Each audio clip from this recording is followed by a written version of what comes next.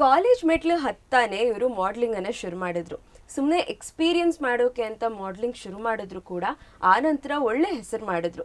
ಸೀರಿಯಲ್ಗೆ audition ಕೊಡೋದಕ್ಕೆ ಒತ್ತಾಯ ಮಾಡಿದ್ದು ಇವರ ಫ್ರೆಂಡ್ಸ್. ಆದರೆ ಇವ್ರಿಗೆ ಲಕ್ ಮತ್ತು ಲುಕ್ ಎರಡೂ ಜೊತೆಗಿತ್ತು. ರಾಮಾಚಾರಿ ಸೀರಿಯಲ್ಗೆ ಸೆಲೆಕ್ಟ್ ಆದ್ರು. ಈಗ ಇವರು ಕಿರುತೆರೆಯ ಪಾಪ್ಯುಲರ್ ಆಕ್ಟ್ರೆಸ್ ಚಾರುಲತಾ ಅಲಿಯಾಸ್ ಮೌನ ಗುಡ್ಡೆಮನೆ ಇವತ್ತು ನಮ್ಮ ಜೊತೆ ಇದ್ದಾರೆ. ಅವ್ರನ್ನ ಮಾತಾಡ್ಸೋಣ, ಅವರ ಜರ್ನಿ ಬಗ್ಗೆ ಅವರಿಂದಾನೇ ತಿಳ್ಕೋಣ. ಹಲೋ, ನಮಸ್ಕಾರ. ನಮಸ್ಕಾರ. ಮೌನ ಅನ್ನೋ ಹೆಸರು ಒಂದು ಬ್ಯೂಟಿಫುಲ್ ಆಗಿರೋ ಹೆಸರು ಆ್ಯಂಡ್ ಅಷ್ಟೇ ಅಪರೂಪದ ಹೆಸರು ಕೂಡ. ಸೊ ಈ ಹೆಸರನ್ನ ಯಾರು ಚೂಸ್ ಮಾಡಿದ್ದು ಆ್ಯಂಡ್ ಹೆಸರಿನ ಮುಂದೆ ಇರುವಂಥ ಗುಡ್ಡೆ ಮನೆತನದ ಹೆಸರ? ಆ್ಯಕ್ಚುಲಿ ತುಂಬ ಜನ ಕೇಳ್ತಾರೆ ನನಗೆ ಈ ಗುಡ್ಡೆ ಮನೆ ಅನ್ನೋದು ಏನು ಅಂತ. ಮೌನ ಬೇಸಿಕಲಿ ನನ್ನ ಅಮ್ಮನೇ ಇಟ್ಟಿದ್ದು. ಅವರಿಗೆ ಅಂದರೆ ಹೇಗೆ ಹೊಳಿತೋ ಗೊತ್ತಿಲ್ಲ, ಅಂದರೆ ನನಗೆ ಒಂದೊಂದ್ಸಲ ಅನಿಸುತ್ತೆ ಹೇಗೆ ಹೆಸರು ಬಂತು ಅವ್ರ ತಲೆಗೆ ಅಂತ. ಅಂದರೆ ಯೂಶ್ವಲಿ ಯಾರು ಮೌನ ಅಂತ ಇಡೋದಿಲ್ಲ. ಸೊ ಅದೊಂಥರ ಡಿಫ್ರೆಂಟ್ ಆಗಿತ್ತು. ಆ್ಯಂಡ್ ಇವಾಗ ಎಲ್ಲ ಕಡೆ ನಾನು ಮೌನ ಗುಡ್ಡೆ ಮನೆ ಅಂತ ಹೇಳಿದಾಗ ಗುಡ್ಡೆ ಮನೆ ಯಾಕೆ, ಅದು ಏನು ಅಂತ ಕೇಳ್ತಾರೆ. So it's basically family name. ಅಂದರೆ ಕೂರ್ಗ್ ಕಡೆ ಎಲ್ಲ ಅಂದರೆ ನಾವು ಗೌಡಸ್ ಆಗಿರೋದ್ರಿಂದ ಒಂದೊಂದು ಫ್ಯಾಮಿಲಿಗೆ ಒಂದೊಂದು ಪರ್ಟಿಕ್ಯುಲರ್ ಹೆಸರಿರುತ್ತೆ. ಸೊ ನಮ್ಮದು ಗುಡ್ಡೆ ಮನೆ ಅಂತ ಫ್ಯಾಮಿಲಿ ಹೆಸರು ಅಷ್ಟೆ. ಓಕೆ.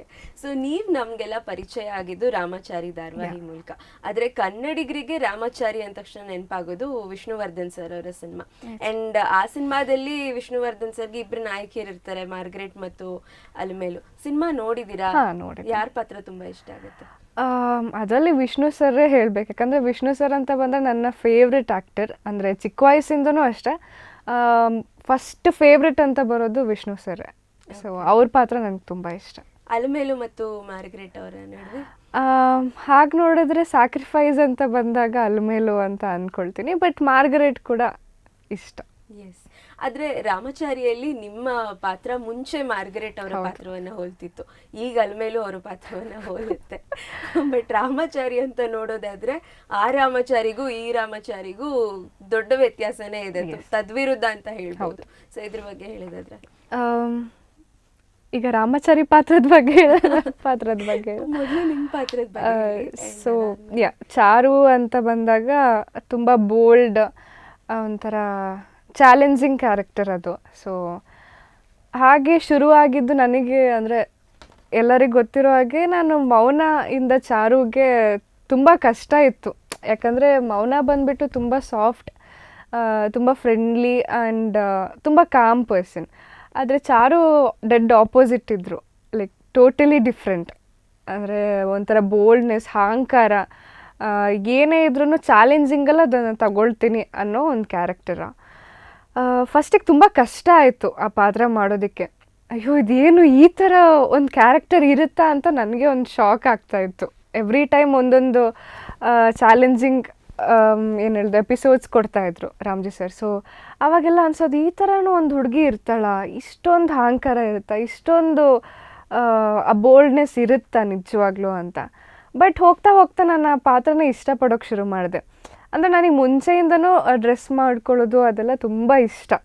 ಸೊ ಚಾರು ಅಂತ ಬಂದಾಗ ತುಂಬ ಬೋಲ್ಡ್, ಗ್ಲ್ಯಾಮರ್, ಅಂದರೆ ಬ್ಯೂಟಿಫುಲ್ಲಾಗಿ ಕಾಣಬೇಕು ಅಂಥ ಪಾತ್ರ. ಸೊ ನನಗೆ ಎವ್ರಿ ಡೇ ಪ್ರತಿಯೊಂದು ಕಾಸ್ಟ್ಯೂಮ್ ನಾನೇ ರೆಡಿ ಮಾಡ್ಕೊಳ್ತಾ ಇದ್ದೆ. ಇಷ್ಟಪಟ್ಟು ಅದಕ್ಕೊಂದೊಂದು ಚಿಕ್ಕ ಒಂದು ಡೀಟೇಲಿಂಗ್ ಕೂಡ ನಾನೇ ರೆಡಿ ಮಾಡ್ಕೊಳ್ತಿದ್ದೆ.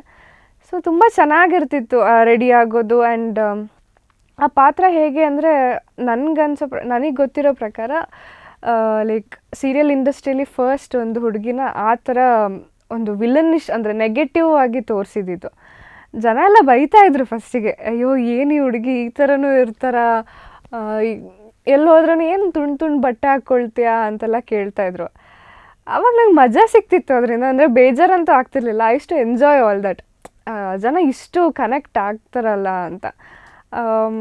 ಆ ಥರ ಬಂದಾಗ ಅಂದರೆ ಆ ಬೋಲ್ಡ್ನೆಸ್ ಇದ್ದ ಹುಡುಗಿ ಸಡನ್ನಾಗಿ ಒಂದು ಪ್ರೀತಿಗೋಸ್ಕರ ಚೇಂಜ್ ಆಗೋದು ಅಂತ ಬಂದಾಗ ನಾನು ಅಂದ್ಕೊಂಡಿರಲಿಲ್ಲ ಜನ ಅದನ್ನು ಅಕ್ಸೆಪ್ಟ್ ಮಾಡ್ತಾರೆ ಅಂತ. ಬಿಕಾಸ್ ಯೂಶ್ವಲಿ ಆ ನೆಗೆಟಿವ್ನ ಪಾಸಿಟಿವಿಗೆ ಕನ್ವರ್ಟ್ ಆದಾಗ ಜನ ಅಷ್ಟು ಈಸಿಯಾಗಿ ಒಪ್ಕೊಳ್ಳಲ್ಲ. ಹೇಗೆ ಈ ಥರ ಇಷ್ಟು ಒಂದು ಪ್ರೀತಿಗೋಸ್ಕರ ಬದಲಾಗ್ಬಿಡ್ತಾಳ ಅನ್ನೋ ಒಂದು ಡೌಟ್ ಇದ್ದೇ ಇರುತ್ತೆ. ಬಟ್ ನನಗಿಷ್ಟ ಆಯಿತು ಆ ಚೇಂಜ್. ಯಾಕಂದರೆ ಒಂದು ಪ್ರೀತಿಗೋಸ್ಕರ ಒಂದು ಅಂದರೆ ಒಬ್ಬರು ಅವರ ಪರ್ಸ್ನಾಲಿಟಿ, ಅವರ ಕ್ಯಾರೆಕ್ಟರ್ನ ಚೇಂಜ್ ಮಾಡ್ಕೊಳ್ತಾರೆ ಅನ್ನೋದು ನನಗೆ ಆ್ಯಕ್ಚುಲಿ ಈ ಪಾತ್ರ ಮಾಡಿ ಅರ್ಥ ಆಗಿದ್ದು ಈ ಥರನೂ ಆ್ಯಕ್ಚುಲಿ ನಡೆಯುತ್ತೆ ಅಂತ.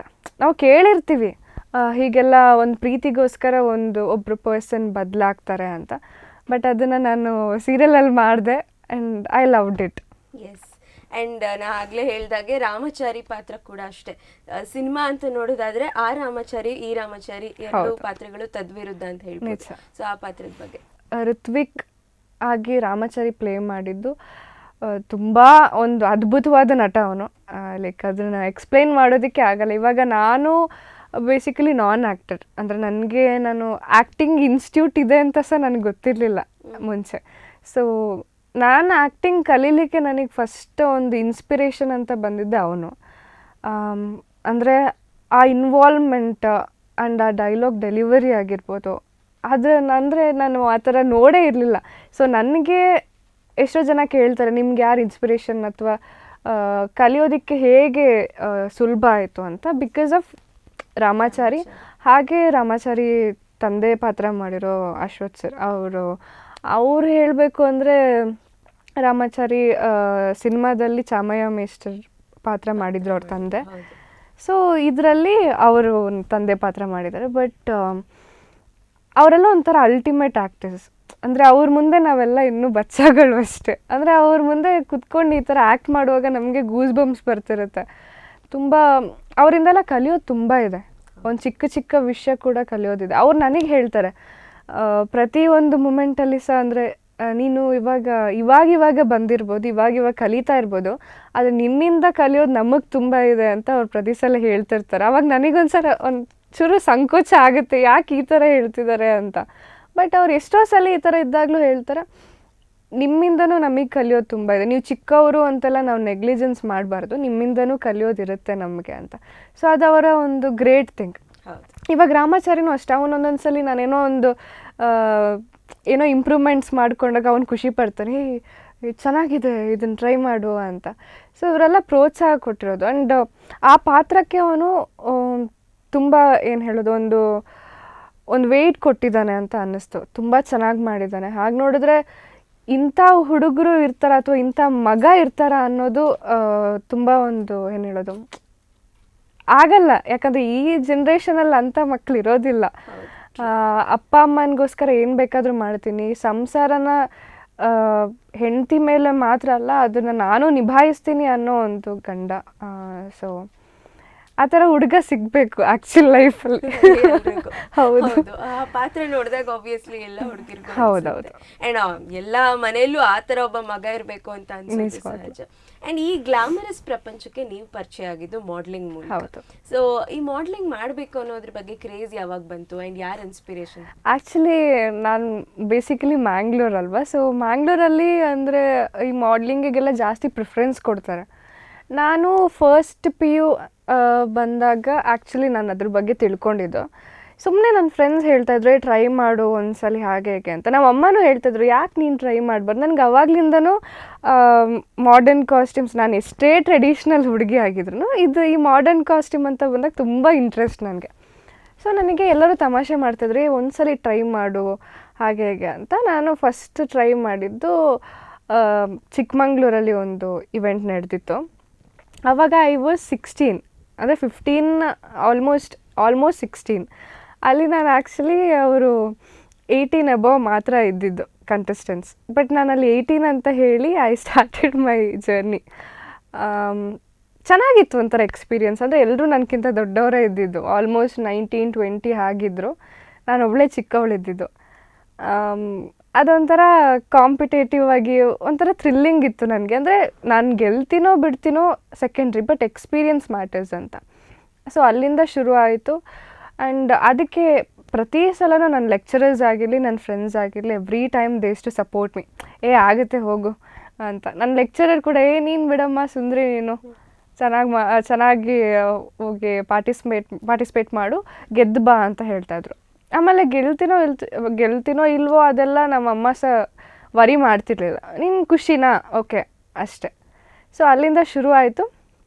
ಆಮೇಲೆ ಒಂದೊಂದೇ ಇವೆಂಟ್ ಅಟೆಂಡ್ ಮಾಡ್ತಾಯಿದ್ದೆ. ಸೆಕೆಂಡ್ ಕಾಂಪಿಟೇಷನ್ ಅಂತ ಬಂದಿದ್ದು ಮಿಸ್ ತುಳುನಾಡು ಇವೆಂಟ್ಗೆ 2020. ಆವಾಗ ಸೆಕೆಂಡ್ ರನ್ನರ್ ಅಪ್ ಆದೆ. ಬಿಕಾಸ್ ನನಗೇನು ನಾಲೆಡ್ಜ್ ಇರಲಿಲ್ಲ. ನಾನು ಚೆನ್ನಾಗಿದ್ದೆ ಆ್ಯಂಡ್ ಚೆನ್ನಾಗಿ ಮಾತಾಡ್ತಾ ಇದ್ದೆ ಅಂತ ಬಿಟ್ಟರೆ ನನಗೆ ಜಸ್ಟ್ ಐ ಟು ಎಂಜಾಯ್ ಅಷ್ಟೆ. ನನಗೆ ಆ ಥರ ಏನೂ ಇರಲಿಲ್ಲ. ಸೊ ನೀವು ಶುರು ಮಾಡಿದಾಗ ಮಾಡೆಲಿಂಗ್ ಶುರು ಮಾಡಿದಾಗ ಇನ್ನೂ ತುಂಬ ಚಿಕ್ಕವರು, ನೀವೇ ಈಗ ಹೇಳಿದ್ರಿ ದಟ್ ನಿಮ್ಮ ಕಂಟೆಸ್ಟೆಂಟ್ಸ್ ಯಾರ ಜೊತೆಲಿ ಇದ್ರು ಅವರೆಲ್ಲ ತುಂಬ ದೊಡ್ಡವರಿದ್ರು ಅಂತ. ಸೊ ಅವ್ರ ನಡುವೆ ಹೇಗಿತ್ತು ಎಕ್ಸ್ಪೀರಿಯನ್ಸ್ ಆ್ಯಂಡ್ ಕಂಟೆಸ್ಟೆಂಟ್ಸ್ ನಿಮ್ಮ ಜೊತೆ ಹೇಗಿರ್ತಿದ್ರು, ಹೇಗೆ ಟ್ರೀಟ್ ಮಾಡ್ತಿದ್ರು? ಅಂದರೆ ಅವರೆಲ್ಲರಿಗೂ ಗೊತ್ತಿತ್ತು ನಾನು ತುಂಬ ಚಿಕ್ಕವಳು ಅಂತ. ಸೊ ನನ್ನ ಒಂದು ಮಗು ಥರನೇ ಟ್ರೀಟ್ ಮಾಡ್ತಾಯಿದ್ರು. ನಾನು ಎಲ್ಲೇ ಹೋದ್ರೂ ಅಷ್ಟೇ, ಅಂದರೆ ನಾನು ಬೇಗ ಮಿಂಗಲ್ ಆಗಿಬಿಡ್ತೀನಿ ಯಾರ ಜೊತೆ ಆದ್ರೂ. ಸೊ ಫ್ರೆಂಡ್ಲಿ ಆಗಿ ನಾನು ಎಂಜಾಯ್ ಮಾಡಿಕೊಂಡೆ, ಒಳ್ಳೆ ಮಕ್ಕಳ ಥರ ಆಟ ಆಡಿಕೊಂಡು ಎಷ್ಟು ಲರ್ನ್ ಅಷ್ಟೇ. ಬಿಟ್ಟರೆ ಅವ್ರಿಗೂ ತುಂಬ ಖುಷಿ ಆಗ್ತಿತ್ತು, ಎಲ್ಲರ ಜೊತೆನೂ ಮಾತಾಡಿಸ್ತಿದ್ದೆ. ಅವ್ರು ಮಾತಾಡಿಸ್ಲಿಲ್ಲ ಅಂದರೂ ನಾನೇ ಹೋಗಿ ಮಾತಾಡಿಸ್ತಾ ಇದ್ದೆ. ಸೊ ಪ್ರತಿಯೊಂದು ಕ್ಷಣನೂ ಎಂಜಾಯ್ ಮಾಡ್ತಿದ್ದೆ ನಾನು. Yes. And miss Tulunad beauty pageant win ಕೂಡ ಆದ್ರಿ. ಹೇಗಿತ್ತು, ಎಲ್ಲರಿಂದ ಸಪೋರ್ಟ್ ಹೇಗೆ ಸಿಕ್ತು ಆ್ಯಂಡ್ ಅಮ್ಮ ಅಪ್ಪ ಹೇಗೆ ರೆಸ್ಪಾಂಡ್ ಮಾಡಿದ್ರು? ನಮ್ಮ ತಂದೆಯವ್ರು ಆರ್ಮಿಯಲ್ಲಿ ಇದ್ದಿದ್ದರಿಂದ ಅವ್ರು ಸ್ವಲ್ಪ ಸ್ಟ್ರಿಕ್ಟ್ ಆಗಿರ್ತಿದ್ರು ಎವ್ರಿ ಟೈಮ್. ಅಂದರೆ ಚಿಕ್ಕ ವಯಸ್ಸಿಂದನೂ ಅಷ್ಟೇ, ಏನಾದರೂ ಶಾರ್ಟ್ ಡ್ರೆಸ್ ಅದು ಇದು ಅಂತ ಏನಾದರೂ ಹಾಕ್ಕೊಂಡ್ರೆ ಸ್ವಲ್ಪ ರೆಸ್ಟ್ರಿಕ್ಟ್ ಮಾಡ್ತಾಯಿದ್ರು. ಬಟ್ ಅಮ್ಮ ಹಾಗಲ್ಲ. ಅಮ್ಮ ಹೇಗೆ ಅಂದರೆ ನಿಮ್ದು ಇನ್ನೂ ಚಿಕ್ಕ ವಯಸ್ಸು, ಇನ್ನೇನು ಇದೆಲ್ಲ ಮದುವೆ ಆದಮೇಲೆ ಹಾಕ್ಕೊಳ್ತೀರಾ, ಪರವಾಗಿಲ್ಲ ಇವಾಗ ನೀವು ಹಾಕ್ಕೊಳ್ಳಿ ಅಂತ ಹೇಳ್ತಾಯಿದ್ರು. ಆ್ಯಂಡ್ ನನ್ನ ಫ್ಯಾಮಿಲಿಯವ್ರು ಕೂಡ ಅಷ್ಟೇ, ಅವರೆಲ್ಲ ತುಂಬ ಸಪೋರ್ಟಿವ್ ಇದ್ದರು. ಹಾಗೆ ನಾನು ವಿನ್ ಆದಾಗ ಆ್ಯಕ್ಚುಲಿ ನನ್ನ ಫ್ರೆಂಡ್ಸ್ ಆಗಿರಲಿ, ನನ್ನ ಲೆಕ್ಚರರ್ಸ್ ತುಂಬ ಅದನ್ನು ಸೆಲೆಬ್ರೇಟ್ ಮಾಡಿದ್ರು. ಆ್ಯಂಡ್ ನನ್ನ ತಾಯಿ ತಂಗಿ ಎವ್ರಿ ಟೈಮ್ ನನ್ನ ಜೊತೆನೇ ಇರ್ತಾಯಿದ್ರು. ಸೊ ಅವ್ರಿಗೂ ಒಂಥರ ಪ್ರೌಡ್ ಮೂಮೆಂಟ್, ಓಕೆ ನನ್ನ ಮಗಳು ಏನೋ ಒಂದು ಮಾಡ್ತಾ ಇದ್ದಾಳೆ ಅಂತ. ನಾನು ಅಂದ್ಕೊಂಡಿರಲಿಲ್ಲ ಯಾವತ್ತೂ ನಾನು ಈ ಥರ ಒಂದು ಬಣ್ಣದ ಲೋಕಕ್ಕೆ ಕಾಲಿಡ್ತೀನಿ ಅಂತ ಯಾವತ್ತೂ ಅಂದ್ಕೊಂಡಿರಲಿಲ್ಲ. ನಾನು ತುಂಬ ಒಂಥರ ಆರ್ಥೋಡಾಕ್ಸ್ ಇರ್ಬೋದು ಅಥವಾ ಒಂದು ಸಿಂಪಲ್ ಫ್ಯಾಮ್ಲಿಯಿಂದ ಬಂದಿರೋದು. ನಾನು ಯಾವತ್ತೂ ಅಂದ್ಕೊಂಡಿರಲಿಲ್ಲ. So that was my turning point. ನಾನೇನೋ ಮಾಡ್ತೀನಿ ಅಂತ ಅಂದ್ಕೊಂಡಿದ್ದು ನಾನು ಆ ಪಾಯಿಂಟಲ್ಲಿ. ಆ್ಯಂಡ್ ನೀವೇ ಹಿಂದೆ ಹೇಳ್ಕೊಂಡಿದ್ರಿ ಕೂಡ, ನಂಗೆ ಸೀರಿಯಲ್ಗೆ ಬರೋ ಐಡಿಯಾ ಇರಲಿಲ್ಲ ಅಂತ ಹೇಳಿ. ಸೊ ಆಡಿಷನ್ಸ್ ಕೊಡೋದಕ್ಕೆ ನಿಮ್ಮ ಫ್ರೆಂಡ್ಸ್ ಒತ್ತಾಯ ಮಾಡಿದ್ರು ಅಂತ ನಾವು ಆ್ಯಕ್ಚುಲಿ ಇಲ್ಲ, ಅಂದರೆ ನನ್ನ ತಾಯಿ ಒತ್ತಾಯ ಮಾಡಿದ್ದು. ಓಕೆ. ಅಂದರೆ ಶಾಂತಮ್ ಪಾಪಮ್ ಒಂದು ಎಪಿಸೋಡ್ ಟ್ರೈ ಮಾಡು ಅಂತ ನನ್ನ ಫ್ರೆಂಡ್ಸ್, ಅದು ನನ್ನೊಬ್ಬ ಫ್ರೆಂಡ್ ತುಂಬ ಪ್ರೆಷರ್ ಹಾಕಿದ. ನೀನು ತುಂಬ ಚೆನ್ನಾಗಿದ್ಯಾ, ಸುಮ್ಮನೆ ಏನೂ ಮಾಡದೇ ಇರಬೇಡ, ಅಟ್ಲೀಸ್ಟ್ ಇದು ಟ್ರೈ ಮಾಡು, ಎಕ್ಸ್ಪೀರಿಯನ್ಸ್ ಸಿಗುತ್ತೆ, ನೆಕ್ಸ್ಟ್ ಮುಂದೆ ಏನು ಮಾಡಬೇಕು ಅನ್ನೋದು ಗೊತ್ತಾಗುತ್ತೆ ಅಂತ. ಸೊ ಎಷ್ಟೋ ಒಂದು ಸ್ಕ್ರಿಪ್ಟ್ ಕಳಿಸಿದ್ರು ನಾನೆಲ್ಲ ರಿಜೆಕ್ಟ್ ಮಾಡ್ತಾಯಿದ್ದೆ. ಒಂದು ಒಪ್ಕೊಂಡು ಮಾಡಿ ಆ್ಯಂಡ್ ಅದರ ಪ್ರೋಮೋ ನೋಡಿ ರಾಮಾಚಾರಿ ಕಾಲ್ ಬಂತು. So I was not ready, ಯಾಕಂದರೆ ಅದರಿಂದನೇ ನಾನು ಸ್ವಲ್ಪ ಭಯ ಆಗಿಬಿಟ್ಟಿತ್ತು. ಅಯ್ಯೋ ಈ ಥರ ಎಲ್ಲ ಇರುತ್ತಾ, ನನಗೆ ಆಗಲ್ಲಪ್ಪ ಅಂತ ನಾನು ಆಲ್ರೆಡಿ ಮೈಂಡ್ ಫಿಕ್ಸ್ ಆಗಿಬಿಟ್ಟಿದೆ. ಬಟ್ ಅವರು ಪ್ರೊಡಕ್ಷನ್ ಮ್ಯಾನೇಜರ್ ಕಾಲ್ ಮಾಡಿದ್ರು, ಈ ಥರ ರಾಮಾಚಾರಿ ಅಂತ ಒಂದು ಸೀರಿಯಲ್ ಬರ್ತಿದೆ ಕಲರ್ಸ್ ಕನ್ನಡಗೆ, ನೀವು ಮಾಡ್ತೀರಾ ಅಂತ. ನಾನು ಇಲ್ಲ ನನಗೆ ಇಂಟ್ರೆಸ್ಟ್ ಇಲ್ಲ ಸರ್, ನನಗೆ ಆ್ಯಕ್ಟಿಂಗ್ ಎಲ್ಲ ಬರಲ್ಲ ಅಂತ. ಚೆನ್ನಾಗೇ ಮಾಡಿದ್ದೀರಲ್ಲ ಮಾಡಿ. ಇಲ್ಲ ಸರ್, ಅದೆಲ್ಲ 2 ದಿನ ಇತ್ತು ಶೂಟಿಂಗ್, ಅವರೇ ನನಗೆ ತಿದ್ದಿ ಹೇಳ್ಕೊಟ್ಟಿದ್ದಾರೆ, ನನಗೆ ಬರಲ್ಲ ಆ್ಯಕ್ಟಿಂಗ್ ಎಲ್ಲ, ನನಗೆ ಗೊತ್ತಿಲ್ಲ ಇಂಡಸ್ಟ್ರಿ ಬಗ್ಗೆ ಅಂತ. ಹೌದಾ, ನಿಮ್ಮ ತಾಯಿ ಅವ್ರಿಗೆ ಕೊಡಿ ಅಂತ ಹೇಳಿದ್ರು. ನಮ್ಮ ಅಮ್ಮ ಒಪ್ಕೊಂಡ್ಬಿಟ್ಟಿದ್ದಾರೆ, ಮಾಡ್ತಾಳೆ ಪರವಾಗಿಲ್ಲ ಅಂತ. ನನಗೆ ಏನು ಹೇಳಬೇಕು ಗೊತ್ತಾಗ್ತಿಲ್ಲ. ಅವರು ನಾಳೆನೇ ಹೊರಟು ಬಂದುಬಿಡಿ ಬೆಂಗಳೂರಿಗೆ ಅಂತ. ಸಡನ್ನಾಗಿ ಕಾಲೇಜ್ ಹೋಗೋ ಹುಡುಗಿಗೆ ಸಡನ್ನಾಗಿ ಬನ್ನಿ ಅಂತ ಹೇಳಿದ್ರೆ ಹೇಗೆ ಬರೋದಕ್ಕಾಗತ್ತೆ. ಆಮೇಲೆ ನನ್ನ ಅಂದರೆ ಡಿಗ್ರಿ ಮಾಡ್ತಾ ಇದ್ದ ಟೈಮಲ್ಲಿ, ಬ್ಯಾಚುಲರ್ಸ್ ಮಾಡೋ ಟೈಮಲ್ಲಿ ನನ್ನ ಲೆಕ್ಚರರ್ಸ್ ಅವ್ರು ಹೇಳ್ತಾಯಿದ್ರು, ನೀನೇನೇ ಮಾಡಿದ್ರು ಸಪೋರ್ಟ್ ಮಾಡ್ತೀವಿ ಅಂತ. ಸೊ ಅವ್ರಿಗೆ ಕಾಲ್ ಮಾಡಿದೆ, ಈ ಥರ ಬಂದಿದ್ದೆ, ಏನು ಮಾಡಲಿ. ಅವ್ರು ಹಿಂದೆ ಮುಂದೆ ಏನೂ ಹೇಳಲಿಲ್ಲ, ಪರವಾಗಿಲ್ಲ ಹೋಗು ಅಂತ ಹೇಳಿದ್ರು. ನೆಕ್ಸ್ಟ್ ದಿನ ಬ್ಯಾಂಗ್ಳೂರು ಬಂದೆ. ಅದು ಒಬ್ಬಳೇ ಬಂದಿದ್ದೆ, ಫಸ್ಟ್ ಟೈಮ್ ಬಂದಾಗ ಒಬ್ಬಳೇ ಬಂದಿದ್ದೆ ಬ್ಯಾಂಗ್ಳೂರಿಗೆ. ಒಬ್ಬಳೇ ಬರೋದಂದರೆ ನನಗೆ ದೊಡ್ಡ ವಿಷಯ. ಅಂದರೆ ನಾನು ಒಬ್ಬಳೇ ಟ್ರಾವೆಲ್ ಮಾಡ್ತಾನೇ ಇರಲಿಲ್ಲ. ಸೊ ಬಂದೆ, ನನ್ನ ರಿಲೇಟಿವ್ ಮನೇಲಿದ್ದೆ. ನನ್ನ ಫ್ರೆಂಡ್ ಒಬ್ಬರು ಕರ್ಕೊಂಡೋದ್ರು ಆಫೀಸಿಗೆ ಈ ಥರ ಅಂತ. ನನಗೆ ಅಲ್ಲಿ ಹೋದರೆ ರಾಮ್ಜಿ ಸರ್ ಯಾರು ಅಂತ ಸಹ ಗೊತ್ತಿಲ್ಲ. ಬಿಕಾಸ್ ನನಗೆ ಏನೋ ಅದ್ರ ಬಗ್ಗೆ ಐಡಿಯಾನೇ ಇಲ್ಲ, ಸೀರಿಯಲ್ ಹೇಗೆ ವರ್ಕ್ ಆಗುತ್ತೇನೋ ಅಂತ. ಆಮೇಲೆ ಎಲ್ಲ ಮಾತಾಡ್ಸಿದ್ರು, ಮಾತುಕತೆ ಆಯಿತು. ಆ್ಯಂಡ್ ಆಡಿಷನ್ ಏನೂ ತಗೊಳ್ಳಿಲ್ಲ ಅವರು, ಸ್ಕ್ರೀನ್ ಟೆಸ್ಟೇ ತಗೊಂಡ್ರು ಡೈರೆಕ್ಟಾಗಿ. ಒಂದು ಸತಿ ತಗೊಂಡ್ರು, ಈ ಹುಡುಗಿ ತುಂಬ ಚೆನ್ನಾಗಿದ್ದಾಳೆ, ಆದರೆ ಪರ್ಫಾರ್ಮೆನ್ಸ್ ಬರ್ತಾ ಇಲ್ಲ ಅಂತ ಹೇಳಿದರು. ಆಮೇಲೆ 2 ದಿನ ಆ್ಯಕ್ಟಿಂಗ್ ಕ್ಲಾಸಿಗೆ ಅಂತ ಕಳಿಸ್ಬೇಕಿತ್ತು. 2 ದಿನ ಒಂದು ಕೆಲಸ ಮಾಡು, ಇವತ್ತು ಊರಿಗೆ ಹೋಗಿ ಎಲ್ಲ ಲಗೇಜ್ ಎತ್ಕೊಂಡು ವಾಪಸ್ ಬಾ ಅಂತ ಹೇಳಿದ್ರು. ನನಗೆ ಏನು ಹೇಳಬೇಕು ಗೊತ್ತಾಗಿಲ್ಲ. ಸಡನ್ನಾಗಿ ಬಾ ಅಂತ ಹೇಳಿದ್ರೆ ಹೇಗೆ ಬರಲಿ ನಾನು? ಇಲ್ಲ ಹೋಗಿ ತಗೊಂಡು ಬಾ ಅಂತ. ಆಮೇಲೆ ಆಯಿತು ಅಂತ ಹೋದೆ. 2 ದಿನ ಟೈಮ್ ಕೊಟ್ಟಿದ್ರು. 2 ದಿನದಲ್ಲಿ ನಾನು ಫುಲ್ ಯೋಚನೆ ಮಾಡ್ತಾಯಿದ್ದೆ, ಅಯ್ಯೋ ಕಾಲೇಜ್ ಏನು ಮಾಡಲಿ, ಅಂತ. ಆಮೇಲೆ ಕಾಲ್ ಮಾಡಿ ರಾಮ್ಜಿ ಸರ್ ಹತ್ರ ಕೇಳಿದೆ, ಸರ್ ನಾನು ಕಾಲೇಜ್ ಹೋಗ್ತಾ ಇದ್ದೀನಿ, ಏನು ಮಾಡೋಕ್ಕಾಗಲ್ಲ, ಅದನ್ನು ಡ್ರಾಪ್ ಮಾಡಲೇಬೇಕು, ಇಲ್ಲಿ ಕರೆಸ್ಪಾಂಡೆನ್ಸ್ ಕಂಟಿನ್ಯೂ ಮಾಡು ಅಂತ. ಆಯಿತು ಅಂತ ಲೆಕ್ಚರರಿಗೆ ಕಾಲ್ ಮಾಡಿದೆ, ಹೀಗೀಗ ಆಗ್ತಾಯಿದೆ ಅಂತ. ಆಯ್ತಮ್ಮ, ನಿನಗೆ ನಿನ್ನ ಲೈಫ್ ಸೆಟಲ್ ಆಗುತ್ತೆ ಅಂದರೆ ಯು ಕ್ಯಾನ್ ಟ್ರೈ, ಅದು ಇಲ್ಲೇನು ನಿನಗೆ ಯಾರೂ ಪ್ರೆಷರ್ ಹಾಕಲ್ಲ, ನಿನ್ನ ಇಷ್ಟ ಅಂತ. ಆಯಿತು ಅಂತ ಅಮ್ಮನ ಸಹ ಕರ್ಕೊಂಡು ಲಗೇಜ್ ತೊಗೊಂಡು ವಾಪಸ್ ಬಂದೆ. ಇಲ್ಲೇ ಅವ್ರ ಪಿ ಜಿ ಎಲ್ಲ ಇವರೇ ಮಾಡಿಕೊಟ್ರು. ಆ್ಯಂಡ್ 2 ದಿನ ಆ್ಯಕ್ಟಿಂಗ್ ಕ್ಲಾಸಿಗೆ ಹೋದೆ. ನನಗೆ ಅಲ್ಲಿ ಏನೂ ಸಹ ಅರ್ಥ ಆಗಲಿಲ್ಲ. ಇದು ಏನಿದು, ಏನೋ ರಸಗಳೆಲ್ಲ ಹೇಳ್ತಾರೆ ಅಂತೆಲ್ಲ ನನಗೆ.